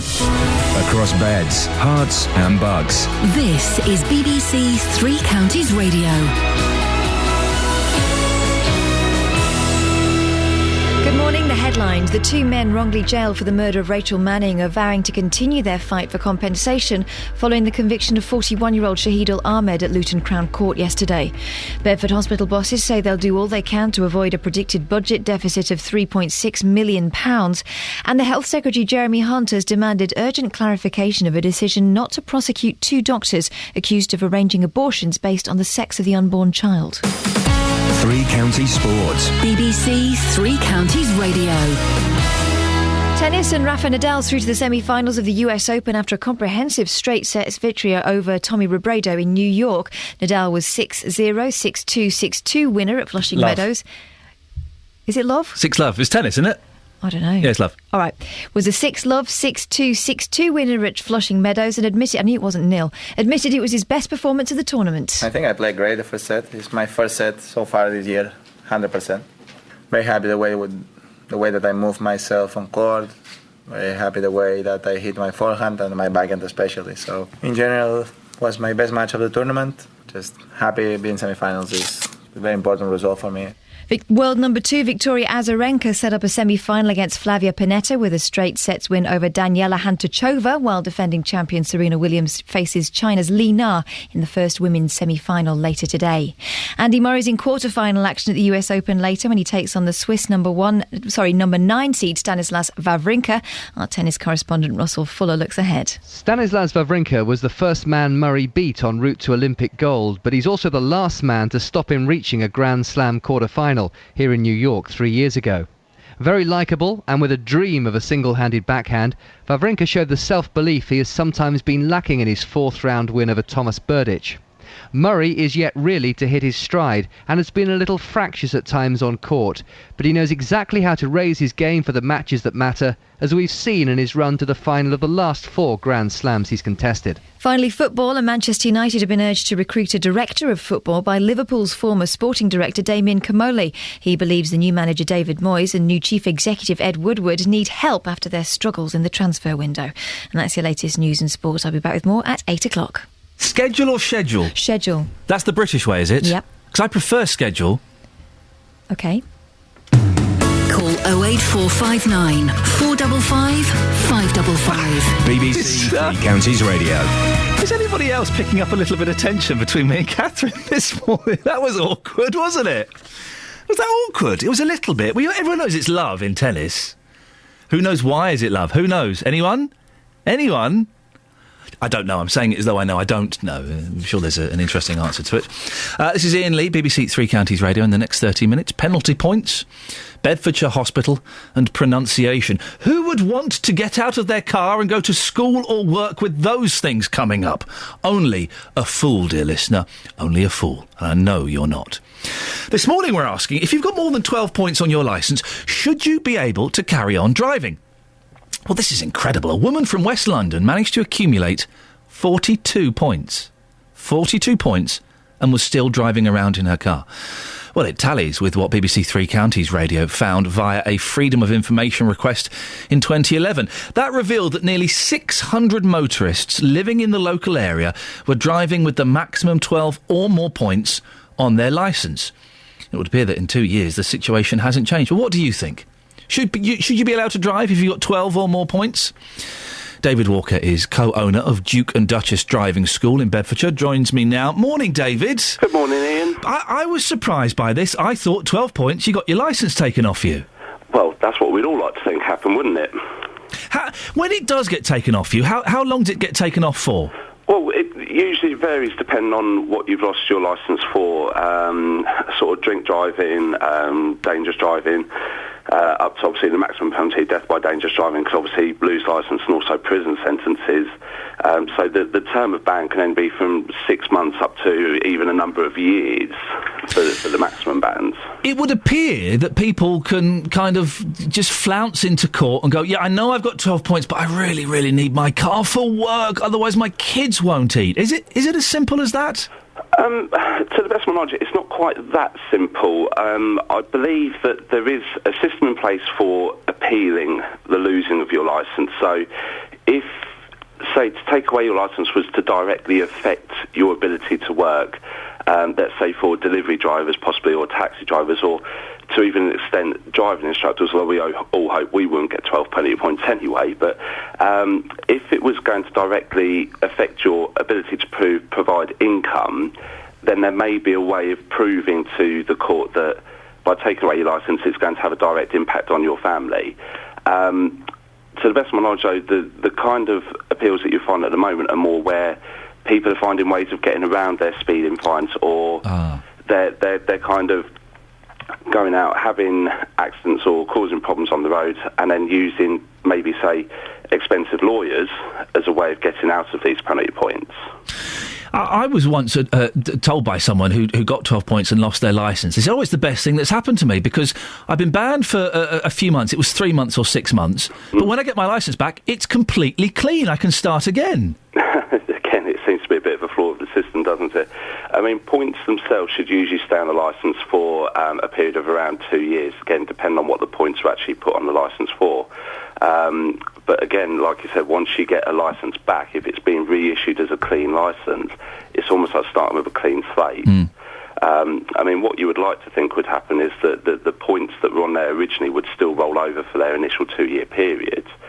If it's a cumulative system, which is what the system was introduced for, to kind of make drivers more aware of their actions and to help intentionally make the roads safer, then the points need to be there, and it needs to be more of a deterrent than what it currently seems to be working as. Now, you teach young people to drive, David. Yeah.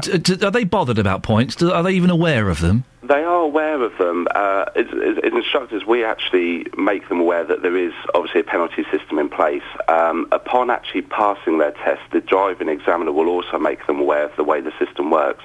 It's actually slightly different for young drivers as well, or for new drivers, so I should say, in that if they actually receive 6 penalty points in the first 2 years of having their licence, they automatically lose their licence then. So it's kind of almost like a probationary period, if you like. But that being said, I remember teaching a student a couple of years ago, and her father had actually got out of losing his licence because he'd been to court over speeding. He was on, I believe, 12 points at the time, and he got out of the last one that would have lost his licence. Basically, again, because he needed his licence for his job. And at the time I was thinking, well, what kind of message is this actually sending to young drivers, that they're finding out that there are ways of getting around these penalties? It wouldn't be acceptable in any other form of law breaking. You know, we wouldn't turn around and say, well, someone's been sent to court for attempted burglary or something like that. Why would we allow it for driving? If they can get around it in one thing, what's to stop people trying to get around it in other aspects of crime? David, the final question I have to ask. You don't have to answer if you don't want to. How many points have you got on your licence? 0. Oh, has it always been 0? It's been that way since I passed my test 12 and a half years ago, a fact that I'm very proud of. You should be. I think that's a rarity, David. I appreciate your time and your honesty. David Walker, co-owner of Duke and Duchess Driving School in Bedfordshire. Listen, there are at least 600 of you in the 3 counties who have 12 or more points on your licence. Give me a call and tell me how on earth you got away with it. Not that we're condoning that behaviour, but obviously if it's legal, it's legal. How on earth did you manage to keep your licence? What sob story did you tell in the court that made the judge go, well, all right, Mr Jones, as long as you don't do it again, you can drive home? 08459 455 555. On FM, AM, online and digital radio. This is Iain Lee. On BBC 3 Counties Radio. I've just got a tweet. Scott is saying, when my car got impounded for driving without insurance. What? The man at the pound said loads of lorry drivers have over 20 points. Really? Lorry drivers, yes, there's a show in there at some point. Paul's in Biggleswade. Morning, Paul. Good morning, Ian. Nice to speak to you. Nice to speak to you, Paul. How do you know that? You don't know that? It might not be. I'm giving you, Paul, the benefit of the doubt, and already I'm regretting that benefit giving. Look, I don't need any harassment from you. I'm not harassing you, I'm harassing you. Really? Yes. I wasn't scheduled to have this argument with you, but nevertheless... I'll schedule it with my people for later on in the week, then. In French, when the French played tennis, for some strange reason, they referred to the number 0 as a l'œuf. L'œuf. The egg? The egg, because it looks like an egg. The number 0 looks like an egg. So it's called l'œuf. So when it came to England, we could have just, instead of saying l'œuf, we called it love. We should have just said 15 egg. 15, that would have been much better. 40 egg. Yeah. I would be interested... If there was a sport that used egg as a scoring system, I would totally be in there. But, so, hang on, but is 0...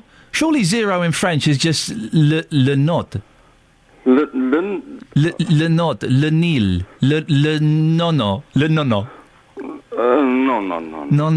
No, j'ai 2 ans. Well, thanks for that call, Paul. Is that right? That sounds like one of those urban myths. Not to throw any disparity on Paul. Is that the word? Probably not, but I'm going to use it. I'm disparaging Paul slightly. Partly because he seemed absolutely bonkers, but thank you, Paul, for that. He caught me. He caught me slightly off guard there at the start. Thank you, Paul. Let's see. I need somebody to verify or deny that before I write that down in my book of facts, which is here. This is my book of facts here. You see. 08459 455 555. We've been talking as well about e-cigarettes this morning. Oh no, I can't see those texts. Where have you hidden them? You've hidden them somewhere, have you? I can't see those. We'll get to those. Oh, you brought them in on a bit of paper, did you? Thank you. An idiot I am. You brought them in a long time ago as well, by the look of this. E-cigarettes. Joe says, I told one of my students to get out of the class when he started an e-fag. He said it wasn't smoking, he could do it. He was wrong. He was out and banned from my training room. Good for you, Joe. Don't like seeing... There is a smugness, isn't there, about these people that smoke these e-cigarettes. It's not smoking, it's vaping. No, it's being an idiot. Ian, as regards to e-cigarettes, says Lee in Sandy, brackets angry, I've given up cigarettes and moved on to e-cigs, but now I'm finding it more everywhere I go. People are telling me I can't smoke my e-cig where I am, as I'm not smoking, I'm vaping. It's only a vapour, and not 4,000 carcinogens that I'm putting into my body or anybody else's. Isn't it interesting? As I'm talking about smoking, my throat is going a bit cloudy. I was even told I can't vape on an open space, a train platform. Just another one of my liberties being taken away. Lisa in Hitchin. Isn't it a bit ridiculous that e-cigarettes should be restricted when normal fags aren't? I don't smoke e-ciggies, but know a few people who really enjoy them. Aren't allowed one, nearly harmless, vice. Do we have to be completely nannied and regulated on everything we do? The side effects of nicotine, without all the tar, etc., hasn't been shown to be any more harmful than caffeine. Will coffee be on prescription next? Well, some of the really strong stuff that our political reporter Paul Scoins brings in, yes, that should be given away only with medical advice. Come on, Ian, just because you gave up smoking, you should all give up smoking. Is it? I cannot believe the lady from the e-cigarette lobbying group. I cannot believe that there are people who are unable to smoke, able to stop smoking. Everybody is able. If they try the right method, everybody is able to stop smoking. Karen in Welland Garden City, just about to jump in the shower. Hi, Chihuahua, Karen! Wowzers! But for info, when my nan was in hospital, the old girl in the bed next to her smoked an e-cigarette all day and all night. But nan was mortified this old girl could smoke while she couldn't. And Gary in Luton, final one of these for the moment. I've stopped smoking normal cigarettes. I'm using an e-cig. I think they're great. Don't you kid yourself. The government give a monkeys about our health. Putting them on prescription is clearly the only way they could think of to try to get some revenue in. Typical rip-off Britain. 08459 455 555. I need an e-cigarette smoker to call me up. And hey, you listen. You can smoke one on the air with me if you want. Not with me, I won't be joining in, but if you want to, normally I wouldn't allow somebody on the telephone smoking a cigarette. You know, I hate it when you're talking to someone on the phone, and then you go, Are you smoking a cigarette? Yeah. Well, don't smoke a cigarette while you're talking to me. So anyway, I was talking to Steve, and are you smoking a cigarette? Well, stop it. That's almost as bad as someone on the toilet smoking a cigarette. 08459 455 555. Let's just get rid of them. We don't need them. Stop smoking, dear listener. You're better than that. And no, you shouldn't be allowed to smoke e-cigarettes in restaurants, on train platforms, at pop concerts. When I went to see the Beach Boys last year, there was someone smoking an e-cigarette. Oh, no. You look ridiculous. You look smug. You look like you're showing off. You're an addict. Accept it. 7:45, BBC Three Counties Radio. Let's get the travel. Travel news for beds, cards and bugs. BBC Three Counties Radio. Don't forget, if you want to give us a call, 08459 455 555. You can send me a text, 81333. Start your text 3CR. And yes, I am filling while we wait for the travel to join us, wouldn't you? Facebook.com as well, /BBC 3CR. Been a little bit quiet looking at your Facebook comments this morning. I promise, when I get my computer to work, I shall make up for that, and we'll get some of your Facebook comments.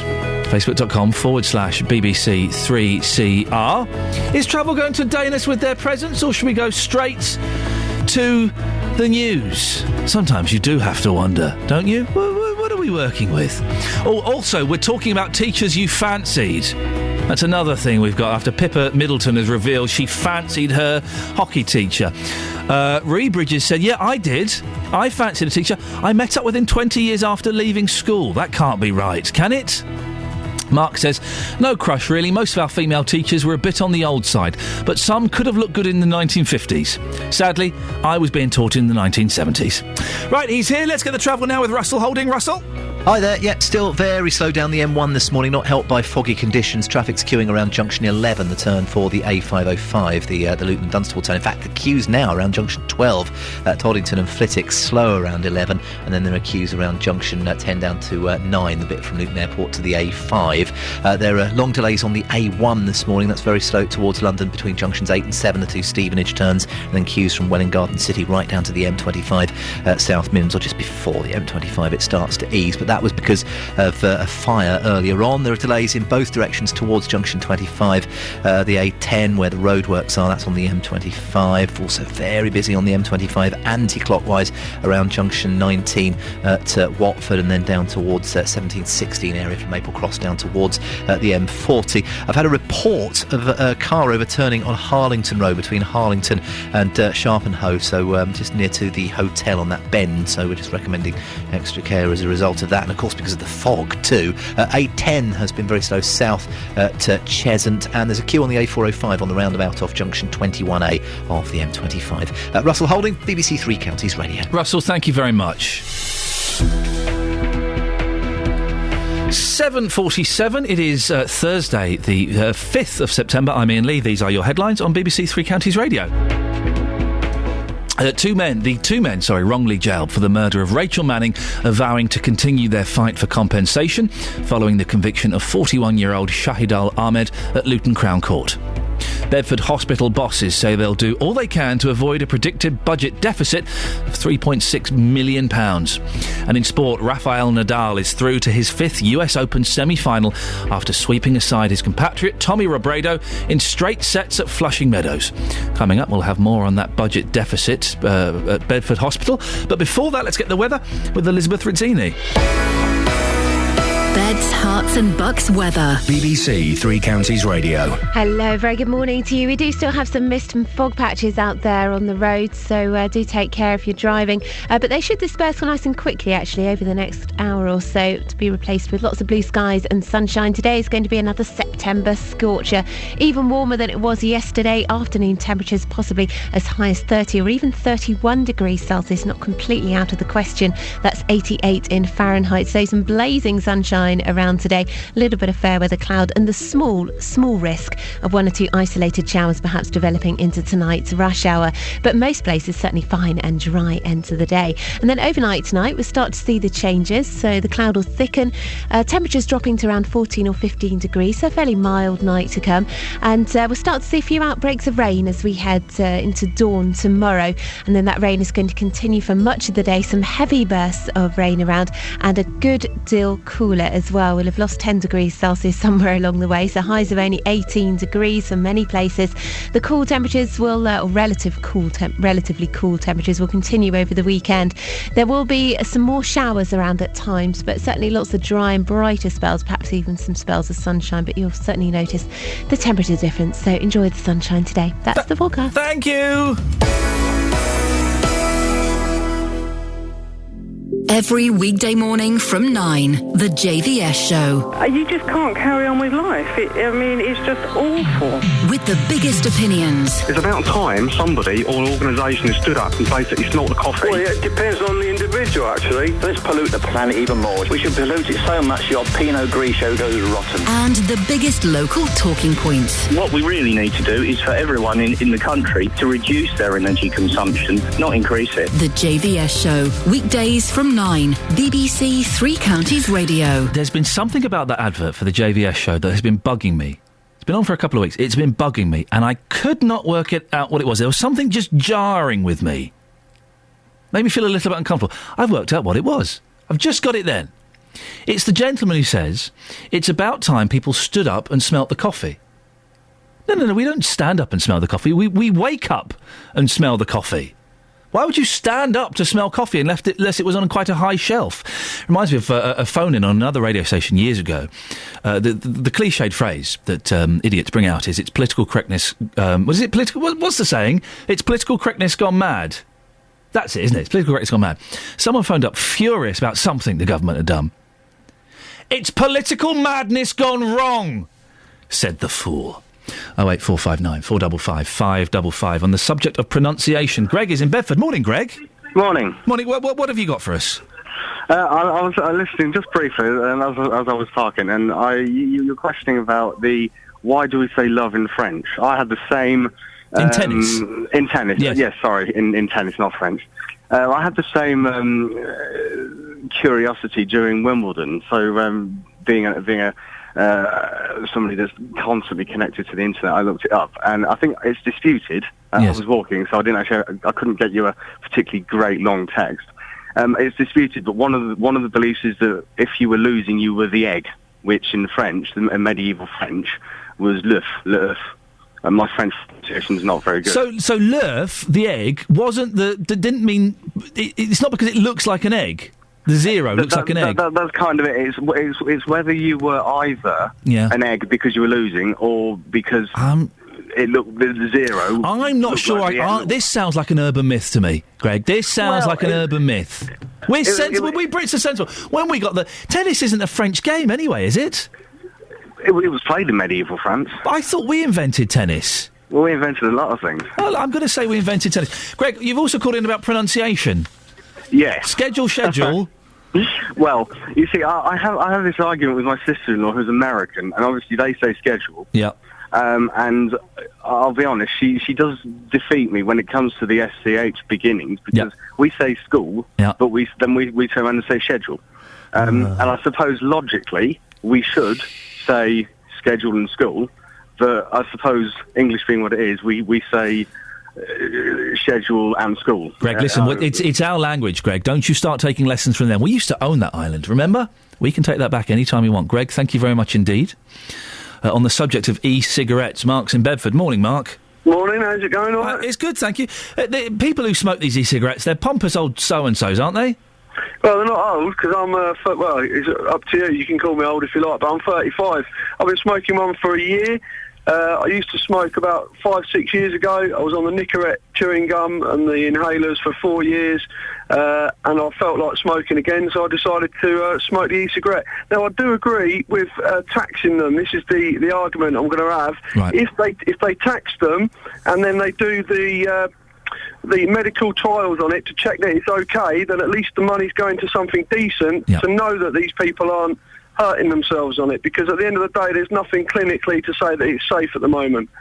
That's my point. So you want to... We don't... What you're saying is we don't know enough about them at the moment. We don't. I smoke one personally, but I still am not confident that it's okay. Mark, we've got to end it there because I've got to squeeze another story in, but thank you very much indeed. Didn't sound pompous at all. Bedford Hospital, more bad news. After recent criticism by the Care Quality Commission and the loss of some of its children's services, it's now predicting a budget deficit. It made the announcement at the Hospital Trust's annual general meeting, where it said the shortfall could be as high as £3.5 million. Well, I'm joined now by Roger Strangwick, who's from Bedford Hospital Patients' Council. Roger, how significant is this possible budget deficit? I don't think it's terribly significant. I think the point about it is listening to the finance director talking, I think he sounded fairly confident this could actually be done, that actually could actually meet the deficit after they did it last year. So I'm not that worried about it particularly. I mean, if you actually look around the country, so many of the actual hospital trusts are suffering financially, and they're all having to sort of pull the belts in a bit in order to make things work, make ends meet, really. It's not been a great year, has it, for Bedford Hospital, Roger? What's your assessment of the last 12 months or so? I think the paediatric area is really the one of greatest concern. And I think the big problem there, obviously, is the fact it's a small hospital which has difficulty in actually recruiting paediatric consultants. I think the actual the danger signal should have been noted much more quickly than they were. I think the Care Quality Commission report almost inevitably was going to be a tough one, because effectively, as you know, the previous Care Quality Commission people were actually sort of thrown out. So it's a completely new broom, and I think they've got to sweep clean, which means they've got to find problems when they actually come to places. I think other hospitals will find the same problem when they have their first... But they can only find problems if those problems are there, can't they? I think so, but let's put it this way. If you are looking to find fault, you can find fault. There are very few places. I mean, let's put it this way. If I came down Three Counties Radio and did a quick run round, could I find anything wrong? Well, not between 6 and 9. I suggest look between 9 and 12. You might do that. But we're not a hospital. We're in the great scheme of things, a slightly insignificant radio station. And I mean that in comparison with the good work that a hospital does. If there are flaws in there, you would hope that the CQC would find them. Yes, I think so. I mean, I think the CQC has obviously... I think they are, at the moment, very much on their toes to try and appear to be rigorous. Right. And I think that means to say, and I said, I'm pretty sure that when they go to the next hospital, they'll find problems there, and then so on. Because they want not to appear to be bland. They need to justify their existence. They do. And, I mean, let's put it away. If I'm going to be a Care Quality Commission, I go somewhere and say it's fine, you're going to say, are you sure? I mean, I honestly do think that, in a sense, we were a bit unlucky at Bedford to get them when they were coming out, if you like, after their real sort of their bad times.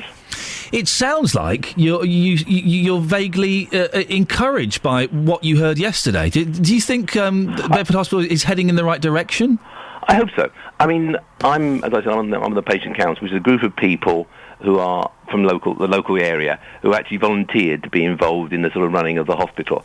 And certainly now I've made it quite clear to various people there that I want to be involved in going into wards, talking to patients, talking to staff, and really trying to relay those concerns back to management quicker than they did before. And I think that's the important thing. We've got to do the Care Quality Commission ourselves. In other words, we've got to go around monitoring what's going on, passing the information back to the management, and the management have got to act quickly. And do you think you're going to be listened to? I will be. There you go. You see, there's a man with confidence. I'm not going until they do listen to me. Yeah. Well, Roger, listen, I hope you can have an impact, and it has been a tough year for Bedford Hospital. I get no joy reporting the bad things happening at Bedford Hospital. I want to come in and do a show where we go, yes, they've sorted it all out. It's back up and running at maximum performance, and I hope we can achieve that at some point in the not too distant future. Come back to me in the future. Brilliant. And as I said, I will tell you anything I can tell you about how things are going. Roger, we will do that. Thank you very much indeed. That's Roger Strangwick, who's from the Bedford Hospital Patients' Council. I get no pleasure reporting bad news about Bedford Hospital. I don't want to say, hey, well, you know, one of our local hospitals, it's a bit rubbish. I don't enjoy it. Let's hope things can get sorted out there. This is Iain Lee on BBC Three Counties Radio. Let's get the latest travel now with Russell. Travel news for beds, cards and bugs. BBC Three Counties Radio. Well, it's very busy this morning, not helped by very foggy conditions in some places. The M1 delays have eased. I mean, there are still slow patches here and there, especially around junction 10 southbound at Luton Airport, but it's nowhere near as bad as it was earlier on. A1, though, very slow south towards the Black Cat roundabout, a little bit slow approaching the Sandy roundabout. Junctions 8 to 7 on the A1M, looking very slow just outside Stevenage, and then from junction 4 at Welwyn Garden City, they're accused down to just before the M25 at South Mimms after a fire earlier on. I can see delays getting into and out of Hitchin for that matter. There are some delays showing around Clop Hill. That looking very, very busy, especially heading west towards the A6. Russell Holding, BBC Three Counties Radio. Russell, thank you very much indeed. So the last hour of the show, which teachers did you have a crush on? 12 points or more on your licence? Oh, you can carry on driving. And e-cigarettes, really? Local and vocal across beds, hearts and bucks. This is BBC Three Counties Radio.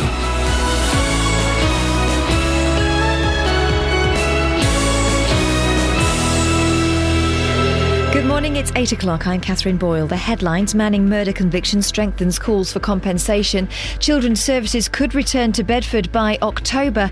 And work begins on Calvert incinerator. BBC Three Counties Radio. The two men wrongly jailed for the murder of Rachel Manning are vowing to continue their fight for compensation following the conviction of 41-year-old Shahidul Ahmed at Luton Crown Court yesterday. Rachel's boyfriend Barry White spent 6 years in prison for her murder, and his friend Keith Hyatt served 3 years for conspiracy to pervert the course of justice. The convictions were quashed in 2007, and while the compensation battle continues, Keith Hyatt told this programme he harbours no ill will towards Thames Valley Police. All the police that were there the other day at the court, they've all been really good, I must admit, and they've all had the courage to come up and shake our hands and say, look, sorry about this. And I accept that from them. Bedford Hospital's paediatric services may resume as early as October. A number of children's services are currently being covered by neighbouring hospitals, while the Trust deals with problems raised by trainee doctors and reiterated in a recent report by the Care Quality Commission.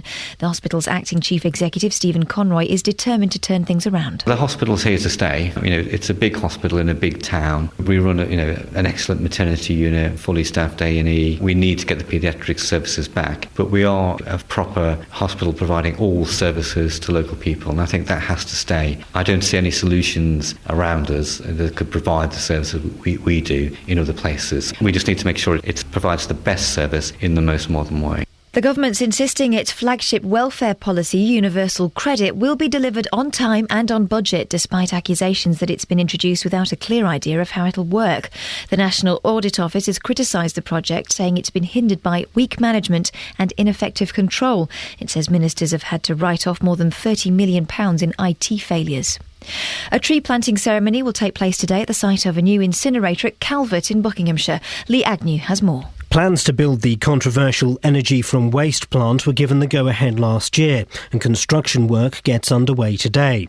The facility will take 3 years to build and will process 300,000 tonnes of waste annually, generating enough electricity to power 36,000 homes. FCC Environment have signed a contract to run the plant for the next 30 years, a deal which is claimed will eventually save the taxpayer more than £150 million. In sport, Rafael Nadal's through to his 5th US Open semi-final after sweeping aside a fellow Spaniard Tommy Robredo in straight sets at Flushing Meadows. Nadal needed just 1 hour 45 minutes to win 6-love, 6-2, 6-2. And the weather: early mist will clear to give us a hot sunny day with a top temperature of 30 degrees Celsius. That's 59 degrees Fahrenheit. Get the latest news and sport online at bbc.co.uk/3 counties. You are the sunshine of my life. You're not, but you are the bane of my life. But it doesn't scan so well. Now, you are the pronunciation expert, are you? Well... Yes? Yeah. You hear that door opening? That's Kelly Betts. Yes. Kelly Betts has brought you a list of Russian tennis players. You swine. Yes. You should have... I think you got 5 there, is that correct? Yes. Away you go. Alisa Klebanova, Anastasia Pavlyuchenkova, Dmitry Tursanov, Elena Likhovtseva, Evgeny Korolev. Do the penultimate one again. Elena Likhovtseva. I'm going to have that as my new ringtone. Are you? Yes. That's what her name is. Likovtseva. All right, steady on. I'm getting excited. Now, listen, considering that was just sprung on you, that wasn't bad at all. That wasn't bad at all. However, you are completely wrong about harassment. No, I'm not. You are so wrong, Catherine. So the Oxford English Dictionary's wrong then? The thing... Did you see that link I sent you? I can't... My emails aren't working. Oh, what a coincidence. My emails aren't working. Oh, what a shame. The thing that annoys me most about you... And there's many. Exactly. This is in the top 20, is that you just will not accept when you're wrong. When I'm wrong, Catherine... When it happens, yeah. I'll be surprised, but I will accept it. When I'm wrong, I'm the first one to go, do you know what? I'm wrong. Really? Why can't you do that? Well, when I'm wrong, I will. Yes. I'll try anyway. Thank you very much.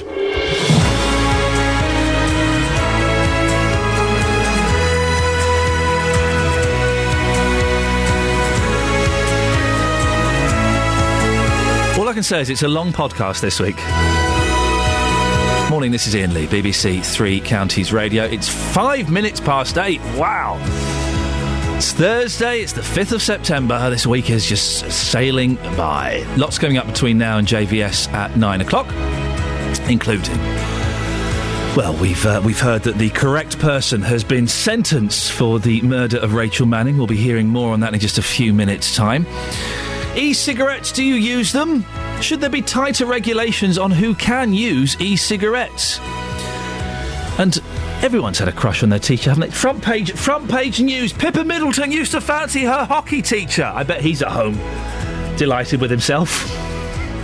Who did you used to fancy at school? Which teachers did you used to fancy and why? Facebook.com/BBC3CR. Text 81333. Start your text 3CR. And then give me a call, 08459 455 555.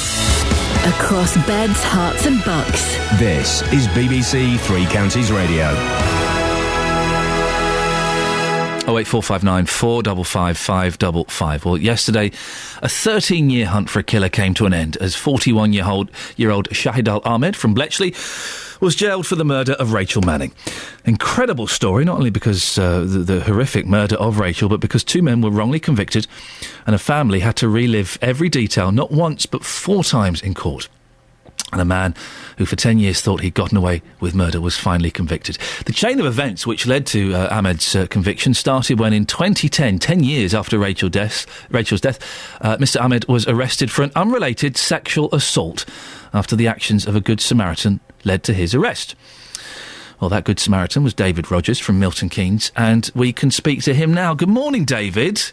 Good morning. David, explain to me and the listeners exactly what happened, how you're involved with this.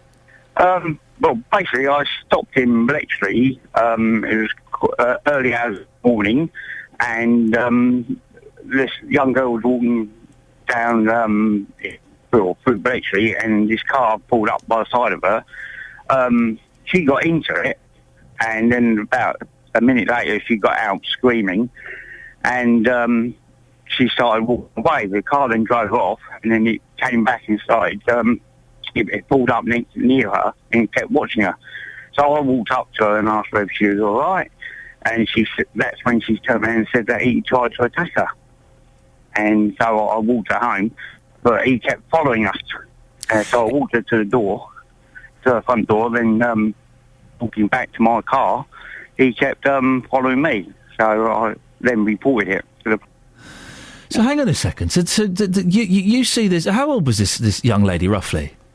I'll say early teens. So early teens. So she's been attacked and obviously suffered a horrific experience. And this guy's still following about. Even when you were escorting her home, this car was still following you and then followed you on your own? Yeah. Yep. How did that make you feel, David? Must have been a little bit uncomfortable. Well, it was a bit... Are you a big fella? Do you look like you could look after yourself? Well, no, not really. No. No. Well, and you got the young lady home. Well done, you, for doing that. Not many people would have, I don't think, but well done. At what point did you think, I'm going to call the police about this guy? There's obviously something going on here. Well, it wasn't... It was because he kept following us, and he kept driving past, and he would turn around and come back past us again, and after about 3 attempts, after about 3 goes, I managed to get the registration, and then I said to the girl, did you want to report it to the police? And she said, no, not really, because the police won't do nothing about it. So I then walked her to the door, and as I was walking back to my car, he was still hanging about.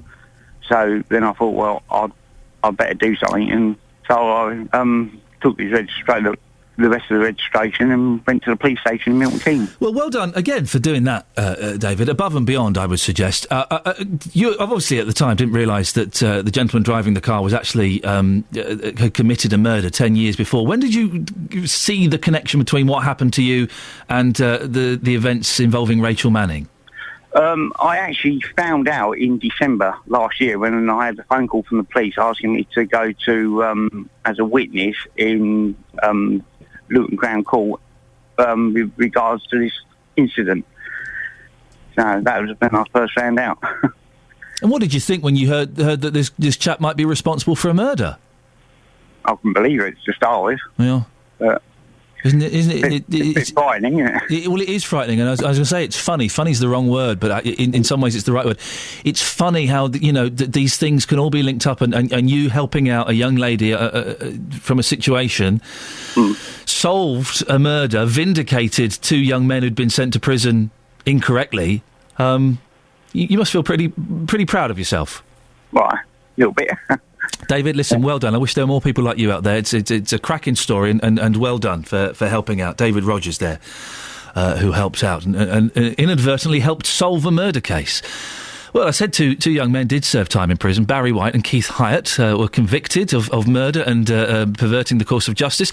Well, their convictions were quashed after a BBC Rough Justice programme questioned the evidence used to convict them. Mark Daly was the reporter on BBC's Rough Justice programme. Mark, how did you become aware of Barry White and Keith Hyatt and what had happened to them? Good morning, Ian. Well, we were contacted by the families of these men. At Rough Justice, we would receive, dozens of letters from prisoners from up and down the country saying that they were innocent men, and the vast majority of these people were most likely not innocent men. So we had to look for things that stood out about cases, and in this case, three things really stood out. One was the character of the men who had been convicted. Neither of them had convictions for violence. Neither of them had any suggestion that they would have been capable of doing something like this. The second thing was that the implausibility of the prosecution case, because Barry and Keith had gone out and looked for Rachel that night, their van had been spotted in various different locations within the city centre in Milton Keynes. So for them to have done what they were accused of doing, that is driven Rachel's dead body to Woburn Golf Course, 8 miles away, disfigured the body, dragged it up a muddy embankment, and then left it there, got back to the car, completely cleaned all traces of that deposition site off their clothes and the van, and got back to Milton Keynes. They would have had to have been had the cunning and speed and strength of military commandos, and commandos they were not. And the third and final thing was the paucity of the forensic evidence. It really was a very thin forensic case against these men, so that was what made us take the case up, and very quickly, we were quite sure we were dealing with a very serious miscarriage of justice. I imagine you got to know both parties, Barry White and Keith Hyatt, very well over the period of working on this. Well, no. I only got to know both men very well after the period because they were both in prison. Right. Keith was released before the transmission of the programme because he was serving a shorter sentence. That was for perverting the course of justice, as you said. So since then, throughout the last 8 or so years, I have got to know both men very well, and both of them have been incredibly dignified throughout this whole thing. They've had to endure unimaginable torments. Being in prison for a murder he didn't commit, from Barry's point of view, and from Keith's point of view, simply going out and helping a mate with his girlfriend, and to suddenly have your life thrown in turmoil. The turmoil Keith and Barry have gone through is a very different one, of course, from Rachel's parents.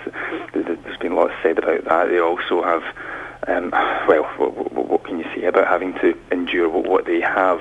No parent, no grieving parent especially, should have to go through what they've gone through. But for Keith and Barry, who I have come to know very well, I really hope this will be the beginning of a new chapter in their life. They can try to put this behind them and, start again. Well, we spoke to Keith earlier on, and you're right, he does seem like a very down-to-earth, very, sensible, well-mannered gentleman. And you do have to hope that this can be the beginning of some sort of new life for them.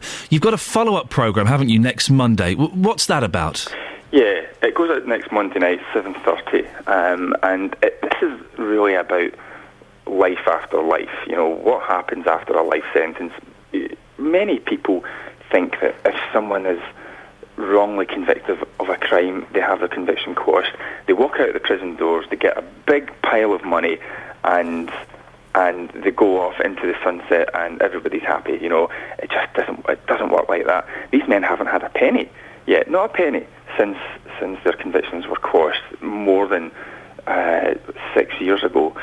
So they've really struggled, not only to adapt to civilian life, but struggled because until today, or until the conviction yesterday, there has still been this stigma hanging over them. They still feel the guilt. Hey, there's no smoke without fire. We all know that. That's exactly what many people will have thought right up until that conviction yesterday. So hopefully that has been put to bed, and Keith and Barry can hold their heads high in Milton Keynes or wherever they are. An incredible story. Just remind us again when the programme's on, Mark.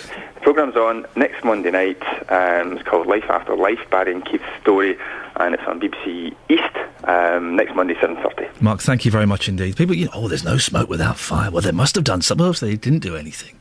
And to have that cloud hanging over you, can't even begin to feel what it's like. That was Mark Daly there. He's now the investigations correspondent with BBC Scotland. Mark was the reporter on the BBC's Rough Justice programme, which challenged the conviction of Rachel Manning's boyfriend. Good work there. It's 8:16. This is BBC Three Counties Radio. Let's get the travel, shall we?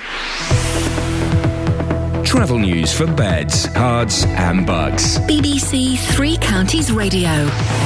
There's still quite a lot of mist and fog around. I think it's lifted a bit to how it was earlier on, but it's still left a few delays. The M1, not as bad as it was. I mean, there are sections of it that still look slow, but I don't think it's the worst of the problems we've got this morning. The A1 looks very slow south towards the Black Cat roundabout, short queue approaching the Sandy roundabout, and then the stretch going from Letchworth Garden City down to Stevenage, very slow, all the way from junction 9 at Letchworth down to 7, the Stevenage South turn, and then further into London it's still very slow from junction 4 in patches down towards the M25 at South Mimms after a fire earlier on, although that does look like it's eased a bit to how it was earlier on. The A414 is looking very slow west towards the A1M.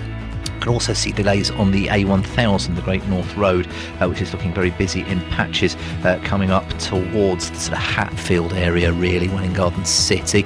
There are some delays on the A414 approaching the London Coney roundabout. M25 has been very slow, particularly through the roadworks around junction 25. Turn for the A10 clockwise is slow from around 22 at London Coney, anti-clockwise from junction 27.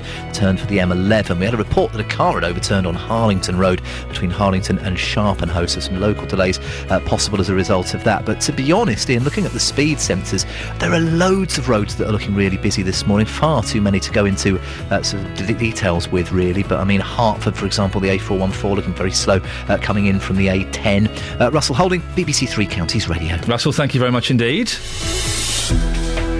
It's nearly 8:18. It's Thursday, the 5th of September. I nearly said February there for some reason. I don't quite know why. I'm Iain Lee. These are your headlines on BBC Three Counties Radio. The two men wrongly jailed for the murder of Rachel Manning are vowing to continue their fight for compensation following the conviction of 41-year-old Shahid Al-Ahmed at Luton Crown Court. Bedford Hospital bosses are vowing to resume children's services by as early as October. Acting Chief Executive Stephen Conroy says he'll make every effort to avoid a predicted budget deficit of £3.6 million. In sport, Rafael Nadal is through to his 5th US Open semi-final after beating Tommy Robredo in straight sets. Coming up, stop puffing on that thing in your mouth. E-cigarettes could soon be available only on prescription. BBC Three Counties Radio.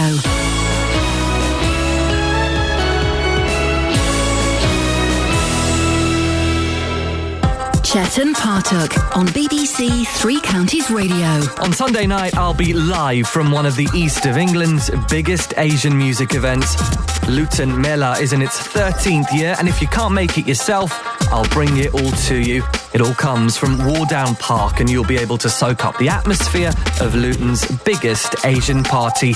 Come down and meet us, or get the whole experience right here. Chet and Partuck. Live from Luton Mela, Sunday night from 6 on BBC Three Counties Radio. Guys! JVS, you're desperately clinging on... You're right.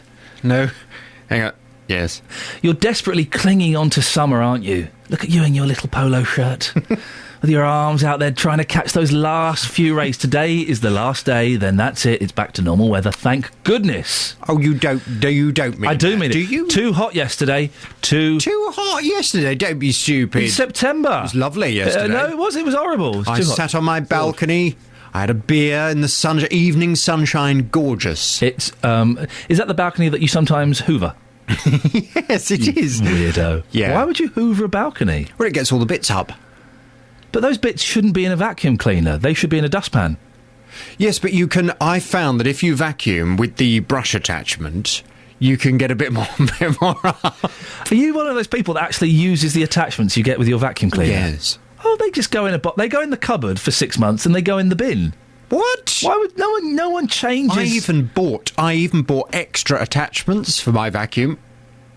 I did, seriously.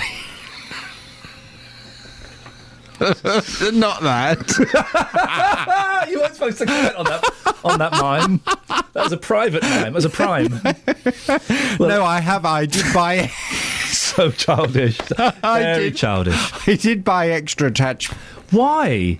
How many different surfaces have you got? I've got carpet. I've got carpet. I've got Stop it. Just did another mime. Look at those two grumpy people in there ignoring us. I've got carpet, parquet, tile. Sofas? You do the sofas? No, the sofa's leather. The cat? No, I'd love to. I wish I could, but he's terrified of the vacuum cleaner. But I'd love to. I could stuff a mattress with my cat. I think that's cruel. You're getting told off for that. For goodness sakes. Honestly, he malts like nobody's business. Oh, dear. Harassment or harassment?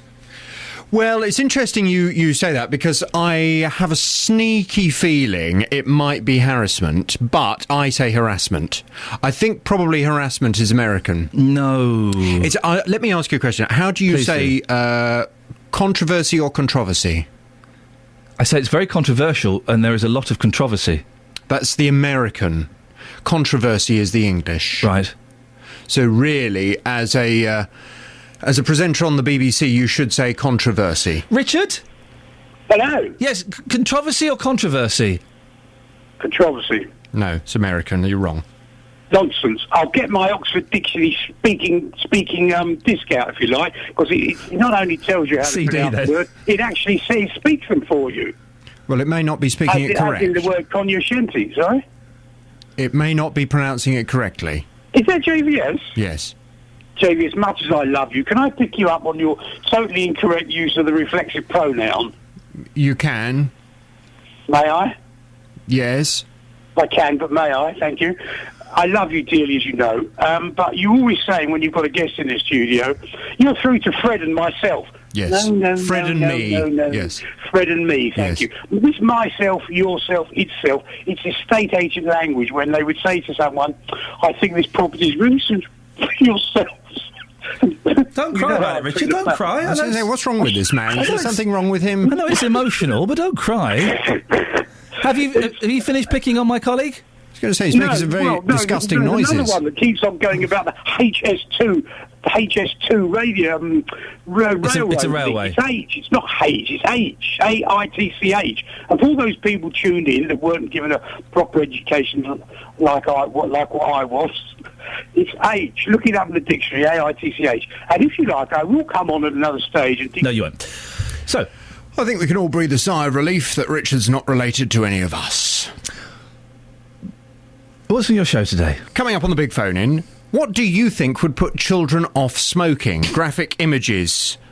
Are you all right? What's happening? Are you all right? It's all just built up. It's all the stress is built up. Sorry. Yes. Imagine family parties when Uncle Richard comes. Good Lord.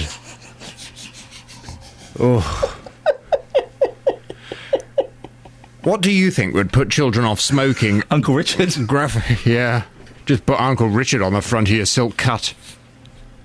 Graphic images of rotten lungs and mouldy teeth don't deter young people from taking up smoking. That's according to new research from the journal Tobacco Control. Over 2,011 to 16-year-olds took part in the 3-year study, which showed half had seen the warnings, but just 1 in 5 stopped to read them properly. Well, this morning from 9 on the big phone-in, what do you think would put children off smoking? I want your view on 08459 455 555. Across beds, hearts and bucks. This is Iain Lee. BBC Three Counties Radio. Yeah, he is naughty. He's naughty, isn't he? Comes in here, sabotages my show. Well, the reason we're talking about smoking this morning is that there are calls for tighter regulations on e-cigarettes. EU proposals are due to be voted on next week that would see e-cigarettes treated in the same way as medicines. It could mean that you'd have to get a prescription to use them. It's all part of a draft law to make smoking less attractive to the young. Well, I'm joined now by Dr Ram Murthy, who is from the British Medical Association. Good morning, Dr Ram. What are your views on e-cigarettes? Thank you, and good morning. At the BMA, we're very keen that the public needs to get the benefits of the smoking legislations that have taken place already, and that e-cigarettes potentially could damage that, especially as they're currently unregulated, and we're not really sure of the evidence of if they are going to help people with stopping to smoke, and more importantly with their safety as well. One of the arguments put forward to someone who was representing the e-cigarette companies earlier on in the show is that they are less harmful than cigarettes. They haven't got the 4,000 odd toxins in them. They've just got nicotine, which isn't particularly harmful at all. Well, that they are less harmful than cigarettes, but nicotine itself is a toxic stimulant, especially in high doses. So nicotine on its own isn't safe either. But also what's more worrying is that some of the studies that have gone on with various e-cigarettes available on the market also show that they contain other harmful toxins, including those chemicals that potentially can cause cancer in humans as well. And that because the market is currently unregulated, there is no way that the consumer can know how safe the e-cigarette they're using is. Should people need a prescription to get e-cigarettes? I don't think it should be treated any differently if they're properly regulated than nicotine patches or gums that are already available easily to the public. But what the MHRA and what we are supporting is that e-cigarettes should fall under that category of products so that we can be sure that they're manufactured correctly, that the dosages they're providing are accurate, and that the public is confident that these are safe products that they can use safely as a way to try and minimise the harmful effects of tobacco. I haven't spoken to any 14, 15, 16, 17-year-olds on this, and I guess it'd be good to get their opinion. What seems cooler to them? Because it's all about coolness, isn't it? Is it smoking real fags, or is it e-cigarettes? Do young people actually want to smoke e-cigarettes? I don't think there's any kind of clear evidence out there, but I think the concern is that because e-cigarettes don't fall under the same marketing regulations that tobacco products do, is that they can be made to look cool, they can be made to look fashionable, and that unfortunately this could be a way of then getting young people into a smoking habit, and that's what the big concern is, especially with all the work that has gone on in the years gone by about trying to reduce the harmful effects of smoking, and especially trying to reduce exposure of young children who are who we're most worried about starting a smoking habit. You may not know this, is there an age restriction on e-cigarettes, like there is with real cigarettes? I'm not sure, and I think you'd need to speak to the manufacturer. We will put that out there. Dr Ram Murthy from the BMA, thank you very much indeed. Quick question, does anyone know the answer to that? Is there an age restriction on e-cigarettes like there is with real cigarettes? 08459 455 555. Sometimes I use you as my researchers, my eyes and ears, my reporters. We've got excellent reporters here. Of course we have. We've got some who don't cut the mustard as well. I'm looking at one right now.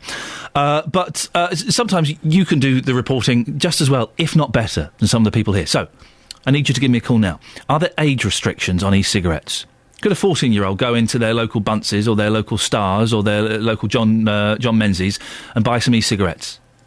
Or not? 08459 455 555. This is Iain Lee, BBC Three Counties Radio. It's nearly 8:30 on Thursday morning. Let's get the latest travel news now with Russell. Travel news for beds, cards and bugs. BBC Three Counties Radio. Well, there are lots of delays, including a nasty accident now on the A421 on the Great Barford Bypass. That has been closed eastbound, Ian, just before you get to the A1 at the Black Cat roundabout, so that adding to the usual delays there. And the A1 towards there looking very slow. It also looks slow towards the Sandy roundabout. Actually, that's easy. It's not too bad at the Sandy roundabout, to be honest. The bit going down from Letchworth to Stevenage still very slow, junction 9 down to 7, and then it's starting to get very slow again now from junction 4. It's looking busy. Well, no, it's more around the sort of South Mims area really, where it's looking very, very slow down towards the M25 there. M25, various bits of that have been looking very busy, just in patches, particularly where the roadworks are around junction 25, the turn for the A10. Then there's a queue coming down the A10 towards the M25 as well. Coming off the A10 towards Hertford's been very, very slow according to the speed sensors. There are also delays on various bits of the M1. At one point earlier when it was really, really foggy, there were long delays. It's just a little bit busy now around junction 12, Toddington to Flitwick turn, 11 the A505 Luton and Dunstable turn down towards 10 at Luton Airport. The A40, there's an accident on Western Avenue at Ickenham affecting eastbound traffic approaching the Swakeleys roundabout. There's a queue on the London Coney roundabout just off junction 21A of the M25. A5 is looking very busy this morning through Dunstable, then northbound up towards Hotcliffe looks very slow, and there are some delays on the A505 just outside Leighton Buzzard. Traffic looks really, really busy on the westbound side going towards and past the Grovebury Road junction. Russell Holding, BBC Three Counties Radio. Across beds, hearts and bugs. This is BBC Three Counties Radio. Good morning with the 8:30 headlines. I'm Catherine Boyle. The two men wrongly jailed for the murder of Rachel Manning say they're determined to continue their fight for compensation following the conviction of 41-year-old Shahid Al-Ahmed at Luton Crown Court yesterday. Bedford Hospital bosses are vowing to resume children's services there by as early as October. Acting Chief Executive Stephen Conroy says he'll make every effort to avoid a predicted budget deficit of £3.6 million. And the government insists its flagship welfare policy, Universal Credit, will be delivered on time and on budget, despite accusations that it's been introduced without a clear idea of how it'll work. Three Counties Sports. BBC Three Counties Radio. Tennis, and Rafa Nadal's through to the US Open semi-finals for a fifth time after thrashing his compatriot Tommy Robredo in straight sets. David Law was watching at Flushing Meadows. This was a breathtaking performance from Nadal, which underlined his position as the favourite to win the title. His opponent Robredo had beaten Roger Federer in straight sets in the previous round, but it took him 40 minutes just to win a game. He won only 4 in total as Nadal stepped inside the baseline, bossing rallies with extraordinary aggression. The only time Nadal has lost to his semi-final opponent, Richard Gasquet, was in the Under-14 World Championships.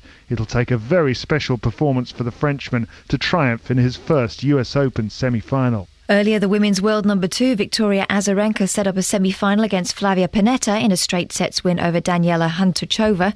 In football, the new FA chairman Greg Dyke says more homegrown players are the key to meeting his ambitious goal of seeing England win the World Cup in 2022. A quota system is just one of the measures he'll consider introducing. Going forward, we will certainly give ourselves a much better chance of winning tournaments if we have a bigger talent pool of players to pick from, which means having more English players who are consistent starters in the Premier League. The president of the International Olympic Committee, Jack Rogge, says his organisation will consider whether Russia's Yelena Isinbayeva should be dropped as Olympic ambassador following her comments about homosexuals. The world pole vault champion later said her comments were misunderstood. And that's your latest news and sport. I'll be back with more at 9 o'clock. Call 08459 455 555. BBC Three Counties Radio. Morning!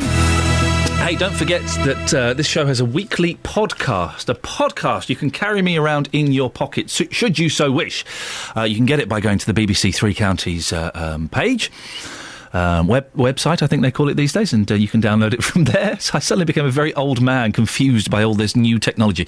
Or if you use iTunes, you can go to iTunes, type in Iain Lee, Iain, L-E-E, BBC, and it pops up. It comes out every week. They only stay online for about 30 days. I know not why, but get them while you can. Coming up in the last 30 minutes of the show, we'll be talking about which teachers you had a crush on, pronunciation, and also getting your thoughts on e-cigarettes after there are calls by the EU to restrict them a little bit more. I struggle with e-cigarettes. I think if you're going to give up smoking, give up either man up and smoke real cigarettes or stop smoking altogether. Don't have this halfway house thing in the middle. It's ridiculous, and there's a certain smugness, isn't there, about the e-cigarette smokers. Rob's in Biggleswade. Rob, would you agree with me? There's a certain smug air about those people who smoke e-cigarettes. Not really, to be honest. I felt like a bit of a fool using it, but it worked for me, and I have given up smoking. Well, but you've given up smoking, but you're still addicted to nicotine. Yeah, I'll agree with that. Why can't you sound quite reluctant? You sound as though you're a little bit embarrassed to be seen using these things. Yeah, I was. It's got a bright, green light on the end of it, and people look at you. I still went outside into a smoking area, like in the pubs and that, but... Let's be honest, you do meet the most interesting people in the smoking area, in pubs and clubs and things like that. You do. You have the best conversations out there. There are some pretty good conversations to be had. But do you? So how long have you been smoking these e-cigarettes for? It was about 3 months. And now I've stopped smoking completely. Have you stopped the e-cigarettes? Yeah. Oh, well done. And how long have you been off those for? About a month. And how are you finding it? Yeah, fine now. Beautiful. Well, in that case, if that's what you've used them for, to help you bridge that gap between smoking real cigarettes and giving up completely, well, then that's wonderful news. Do you know, are there age restrictions on e-cigarettes? Can kids go and buy them? As far as I know, it's 18. 18, OK, brilliant. Rob, thank you very much indeed, and well done you. He's used them for the proper purpose. He's used it as the bridge.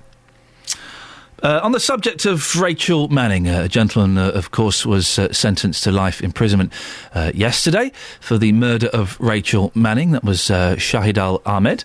Pat in Houghton Regis has called in. Pat, what would you like to say about that? Yeah, I just think what a brave man to intervene on a teenager that led to his conviction. This was David Rogers, just as anyone who missed it. This was David Rogers, who 10 years after the attack saw a young girl kind of being hassled and harassed and threatened a bit by someone in a car. He walked her home. The car followed him. He thought, I'm having none of this, and he called up the police. Turns out it was the fella that had committed the murder. Yeah, it's,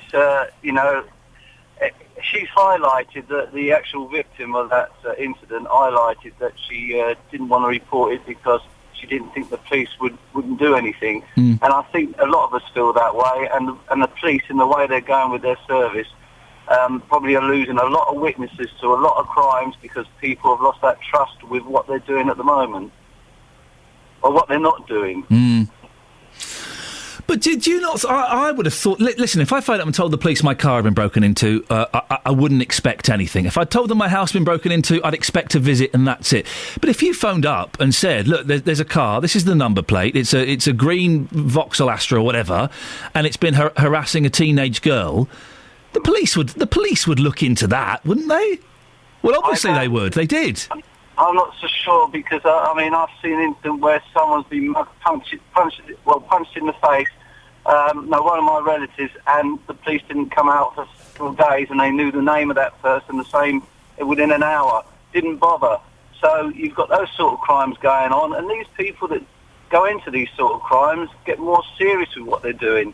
And you've got to stop them quite early on. And this is where the police are letting us all down. Pat, thank you very much indeed. Yes, the police messed up in this. Didn't mess up when it was when Dave Rogers reported the car. They had the details. They went and found out exactly what was going on, found out who it was, and... a cup of tea. Thank you, Sophie. I've forgotten about that. It's very kind of you. And they went and arrested the fella. So in that case, they did what they were supposed to do. Yes, they messed up terribly with Barry White and Keith, who went to prison for a crime they did not commit. 08459 455 555. Can we get Catherine Boyle? Come downstairs. Can we get Catherine Boyle downstairs? Because I think she might want to take part in this part. I know Catherine's upstairs listening. Run down as quick as you can, because we're going to find out the answers to these pronunciation arguments we've been having all morning, prompted by Catherine mispronouncing certain words. Well, we're joined now by Paul Kurswill, who is Professor of Sociolinguistics at the University of York. Paul, good morning. Hello, good morning. Paul, it sounds like a fascinating job. Is there a strict, correct way to pronounce words, or is there sometimes some variation that's legitimate? I think there is... on some occasions there are correct ways of pronouncing words, and on other occasions there are... it's okay to be different, I think. So, 6 of one and half a dozen of the other. Let's get schedule out of though. Which is the British way, which is the American way? Okay, schedule is the British way, schedule is the American way. But if you ask 100 19-year-olds, as I do sometimes here at university, the vast majority say schedule. So there's been a big shift. There's been a change. I say schedule, and generation and a half down the line, it's schedule. And I guess that's part of what makes the English language so wonderful, is that it evolves, doesn't it?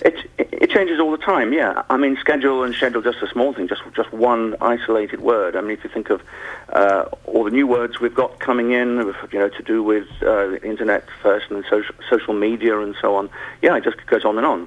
Why do we say schedule, but we say school? Let me see. Everyone's always said school. School is a very old word. It came in with the Anglo-Saxons, and they said school. Do you know? I don't really know. Why don't we say shul? We probably should say shul. Oh, yeah. Well, I've thrown a curveball at you. Now, listen, Paul. The reason that we're having this, it's friendly between you and I, but it's been a frosty morning between myself and our newsreader, Catherine Boyle. Catherine has joined me in the studio. Good morning, Catherine. Hello. Showing a little bit too much knee. Just dip that. Thank you. Now, we have been having a big up. What's the word we've been arguing about? I accused you of harassment. And it's not. It's harassment, isn't it? Yeah, you got me stumped on that, because I was trying to think, now, what is the correct form? And I think that means that really they're both correct. I'm feeling harassment might be the older form, but I mean, harassment is the correct form, you mean? Well, no, hang on. I'm saying the older form, I'm not saying the correct form. And again, Catherine is definitely the older form. Please say the correct form, I'll never live this down. But so they're both acceptable. I think so, yeah. And both equally right as each other, but harassment is probably more right, because I'd imagine more people say it that way. So I think, yeah, I mean, I think since, exactly as you say, as usage, it's usage that really governs what's correct in the end. Yes. And if Catherine knows about usage, changed, then that's fine in a way. Yeah. So, yes. Are there rules that we should be following when it comes to names that we've never come across before? It's very hard to know what to do. I mean, if you know a bit of French, you know a bit of German, then you try your best, but you don't try and to make them sound exactly French or exactly German, because there are sorts of English ways of mispronouncing French words that are just about acceptable. It's weird, isn't it? Because we don't down south we say Newcastle, but of course it's not Newcastle, it's Newcastle. It's not even Newcastle, it's Newcastle. Newcastle, you put the weight on the castle. Newcastle? Newcastle, that's what they say in Andrew Newcastle. Newcastle. That's right, yeah. And we don't... does it annoy you as much as it annoys me when certain newsreaders, not yourself, Catherine, you don't do... Or you do it a little bit with Spanish and Portuguese. Well, that's because I speak both. But I try not to do it. But sometimes it's impossible. Well, some news reporters do the accent. So, earlier on in Istanbul, there were terror... they do the regional accent. Who are you talking about? You're talking about... Well, BBC presenters do it quite often, don't they? But BBC presenters often have regional accents. Is that what you're talking about? No, he's saying if you're saying a foreign word and you put the French accent on, it's a little bit irritating to him. Yeah. Well, I mean, the thing is about that is that I suppose if you pronounce it absolutely correctly, it might sound a bit as if you're putting on airs, really, somehow. Yeah. So you adjust it slightly. And the other thing is that your English-speaking audience may not actually understand the French word if you say it completely correctly. So, I mean, there's one interesting thing there, and that is that we have our own pronunciations for a whole lot of French place names and German place names and Italian place names. And we say Rome, we don't put the A on the end, we don't say Roma, or we certainly don't say Roma. So there are conventions right across Europe for how to pronounce foreign words. But if you've got a foreign word like you're mentioning athletes' names, then you just have to do your best with it, really. I like that attitude. Paul Kurzweil, thank you very much indeed, Professor of Sociolinguistics at the University of York. I like that attitude. Just got to do your best. Foreign names, you just got to do your best. Say it like you mean it. That's the tip you gave me. You said just say it confidently and no one will know. And I don't. I hesitate. So I'm right about harassment. No, you were wrong. I'm right. We sent Sophie out with this list of Russian players' names to see if any locals could say them. Let's have a listen. Elisa Klebanova. Can't pronounce that at all. Klebanova. Anastasia No, can't say that. Pavlychenkova. Dmitry Turumov. Turzanov. Elena Likovstisyev. Likovstisyev. That was your favourite one, wasn't it? Lick off to save you, apparently. It just sounds very naughty, doesn't it? That's the way he said it. What are you hanging about for? I was waiting to be dismissed. Dismissed. Class Thank dismissed. I was right, by the way. You were wrong. I was right! You were wrong! 08459 455 555. It's 8:45. It's BBC Three Counties Radio. It's time to get the travel. Travel news for beds, cards and bugs. BBC Three Counties Radio. Well, the A421 remains closed eastbound, Iain, along the Great Barford bypass. It's been closed on the approach to the A1 at the Black Cat roundabout. It's about half a mile before the roundabout, where a couple of vehicles are involved in an accident, so that causing queues. Traffic's also been slow on the southbound approach to the Black Cat roundabout. In fact, both directions on the A1 looking a little bit slow, but it's eased hours earlier on.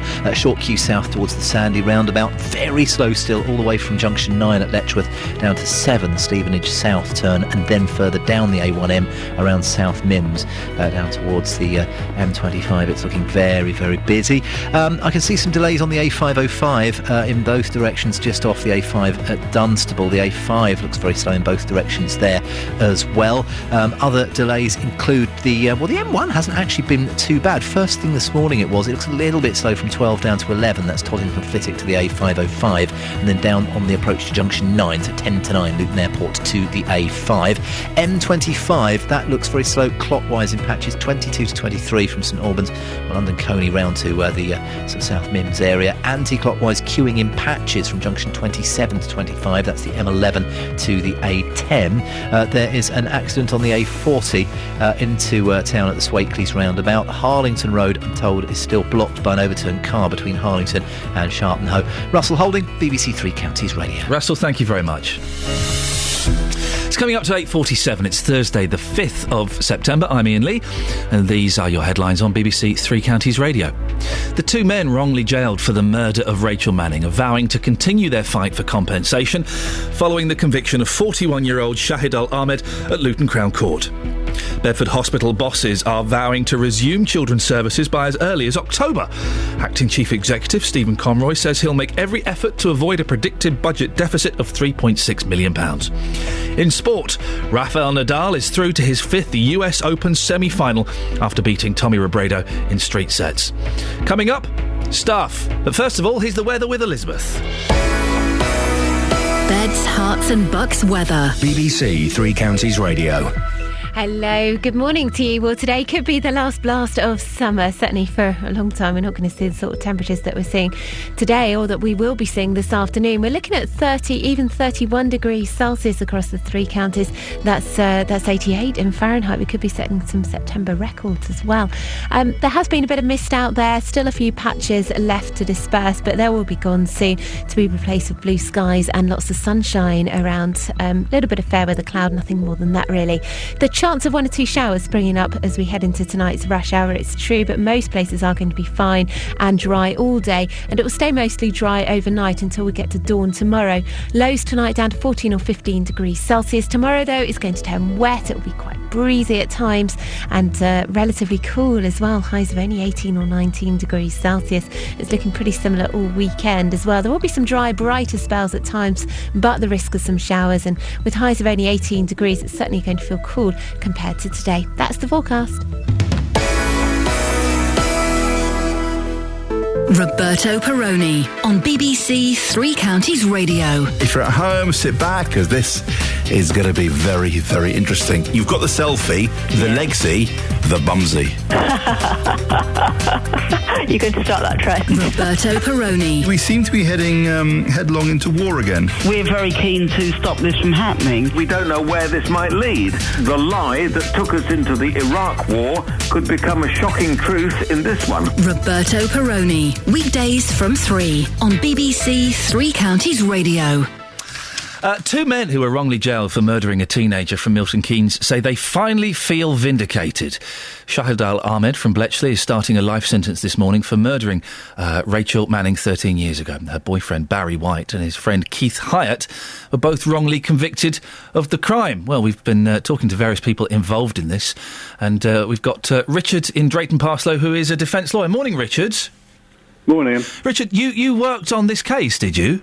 Yeah, just let me quickly tell you, I'm a retired police officer. Right. And then when I retired from the police, I finished off my law degree and then worked for defence lawyers in Bletchley. OK, and so what was your involvement with this case, if I can ask? Well, quite heavily involved. As a police officer or as a defence lawyer? As defence. Right. Defence team. Right. But not a defence lawyer, just merely assisting.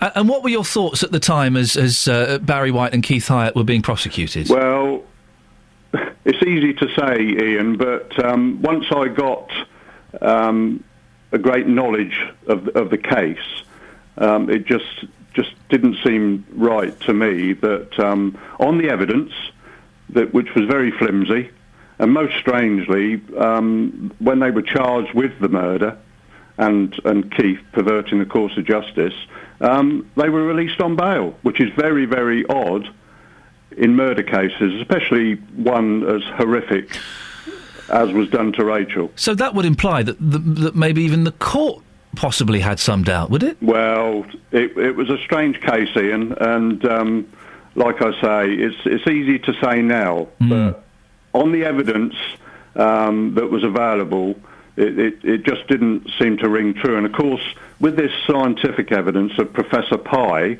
a very clever man, but unfortunately his evidence was believed, whereas the defence scientific gentleman by the name of Owen Facey was not believed.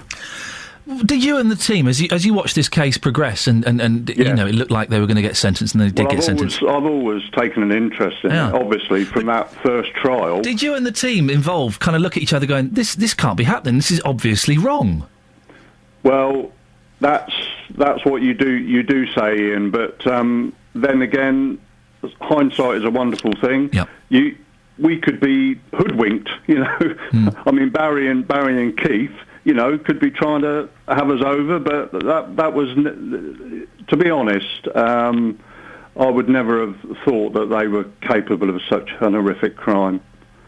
I'm really trying to put myself in their position and imagine what it's like to lose a friend and a girlfriend, to lose her in a horrible situation, and then to go to prison for years for something that you had nothing to do. And even as a retired police officer, you know, and I'd been heavily involved in some serious crimes as a detective sergeant. You still do not you always think of the villain. 9 times out of 10 that we get the police get the right person. But there was just something about this case that just didn't add up. Why couldn't the coppers see what you could see? Were they? Do you think that perhaps they were just determined to get a conviction? Or that's my view. Is that you know, once they'd been charged, there was barely circumstantial evidence, but certainly prior to Professor Pye coming on the scene. With this forensic evidence, there was nothing. Richard, I really appreciate you taking the time to get in touch with us this morning. Richard in Drayton Parslow was a defence lawyer. He's part of the defence team. involved in the case, and it really is incredible. And just to reiterate, Barry White, Keith Hyatt, nothing to do with it. They lost a friend, they lost a girlfriend in the most horrific of circumstances. So not only are they dealing with that loss, they're mourning that loss, they then get sent to prison for it. Wow, just an incredible story. 08459 455 555. Well, it's front page news, guys.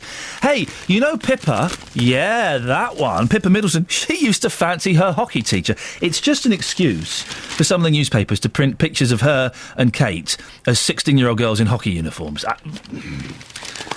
Leaves me feeling slightly uncomfortable. But it's got us on the subject of who you used to fancy. Did you ever have a crush on a teacher? Mrs. Routledge for me. Miss Kingshot for a certain extent, although she hated me, which in some ways made it a little bit sexier. Sophie Solaria is out and about. Sophie, did you have a crush on a teacher? Oh, just a few.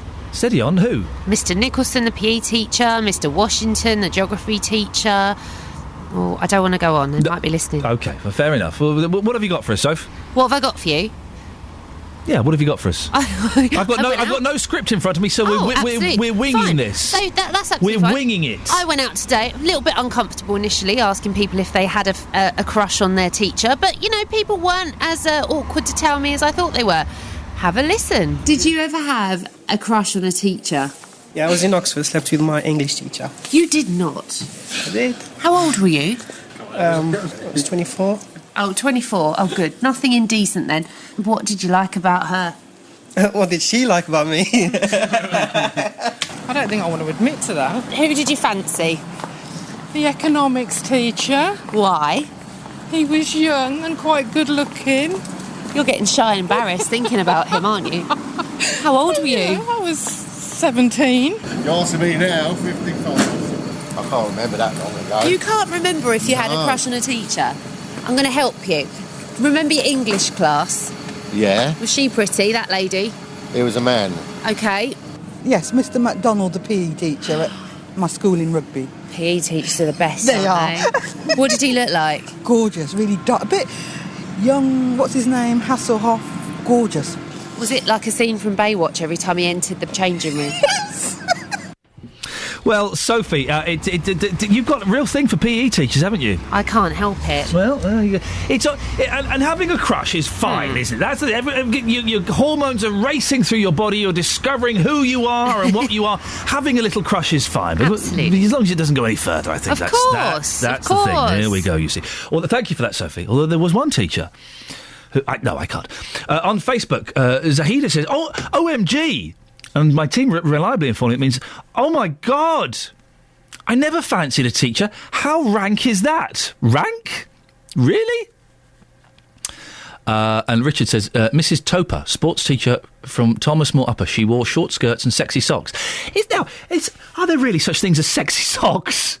I'm trying to think, sexy socks. No, doesn't do it for me. Everyone couldn't wait for sports day and all brought kit instead of having detention if forgot. Well, there you go, you see.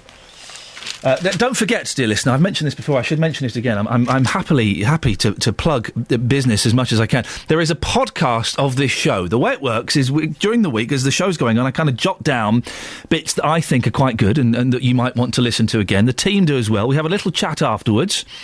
And then we fling a piece of paper at Kelly Betts. Kelly Betts is the person responsible for the podcast. She puts it all together. We record some new bits and pieces to go in between, and then it comes out on a Friday around about 1 o'clock, 2 o'clock. And you can get that from the BBC Three Counties website. Or if you go into iTunes, you type in Iain Lee, BBC, it pops up and you can subscribe to it. One a week. They're about 45, 50 minutes, an hour long sometimes. And I thoroughly lots. I think JVS is in it twice this week. I think you've made the grade twice. I know. It's mainly just me and him giggling. Don't expect too much. John's in Milton Keynes. John, you're the last voice on the show today. What have you got for me? Morning. Yeah, I fancied my biology teacher. I fancied her rotten. I was 13 years old, and I think she must have been about 30. Yeah. Oh, yes. I I left a love letter on her desk before class. No, you didn't. And it was an anonymous love letter that I hand wrote. Okay, and she looked at me kind of weird during the class and called me up afterwards. And you're thinking, hello, here we go. This is I'm it. thinking, hello, here we go. But anyway, and she gave me the cards basically from that particular conversation, and I was heartbroken shortly afterwards because I heard that she had a fling with the PE teacher in his dressing room. John, in his dressing room. Wow, a very theatrical school. John, thank you very much indeed. What was it? The PE teacher was always copping off with other teachers in the school, weren't they? I remember that. Very brave of you, John, to imagine that. You're a 13-year-old lad, you leave a love letter on the desk of the teacher you fancy at the end of class. John, come and see me after the class. You're thinking, oh, hello. You get detention for it. Let's get the travel with Russell. Travel news for beds, cards and bugs. BBC Three Counties Radio. Well, the A421 is still closed eastbound on the Great Barford Bypass. It's about half a mile before the Black Cat roundabout, where a couple of vehicles are involved in an accident, so that causing queues. Slow each way on the A1 towards the Black Cat roundabout as well, plus there's a delay on the southbound approach to the Sandy roundabout. It's very slow. A1M southbound junction 9 to 7 from Letchworth to Stevenage, then there are queues around South Mimms. M25, there's a lane blocked clockwise, Iain, where there's an accident involving a number of vehicles between junctions 24 and 25 through the roadworks between Potters Bar and the A10. It's also looking slow 22 to 23 towards the A1 and anti-clockwise queuing 27 to 25 from the M11 round to the A10. Russell Holding, BBC Three Counties Radio. Excellent stuff, Russell. Thank you very much. Thank you to everyone who took part in the show today. That murder story is really... sent shivers down my spine. Incredible story. JVS is up next. From me until tomorrow at 6. Ta-ta.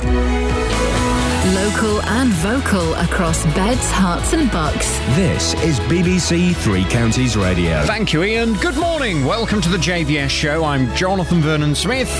It's Thursday, and on today's Big Phone-In, what do you think would put children off smoking? Graphic images of rotten lungs and mouldy teeth don't deter young people from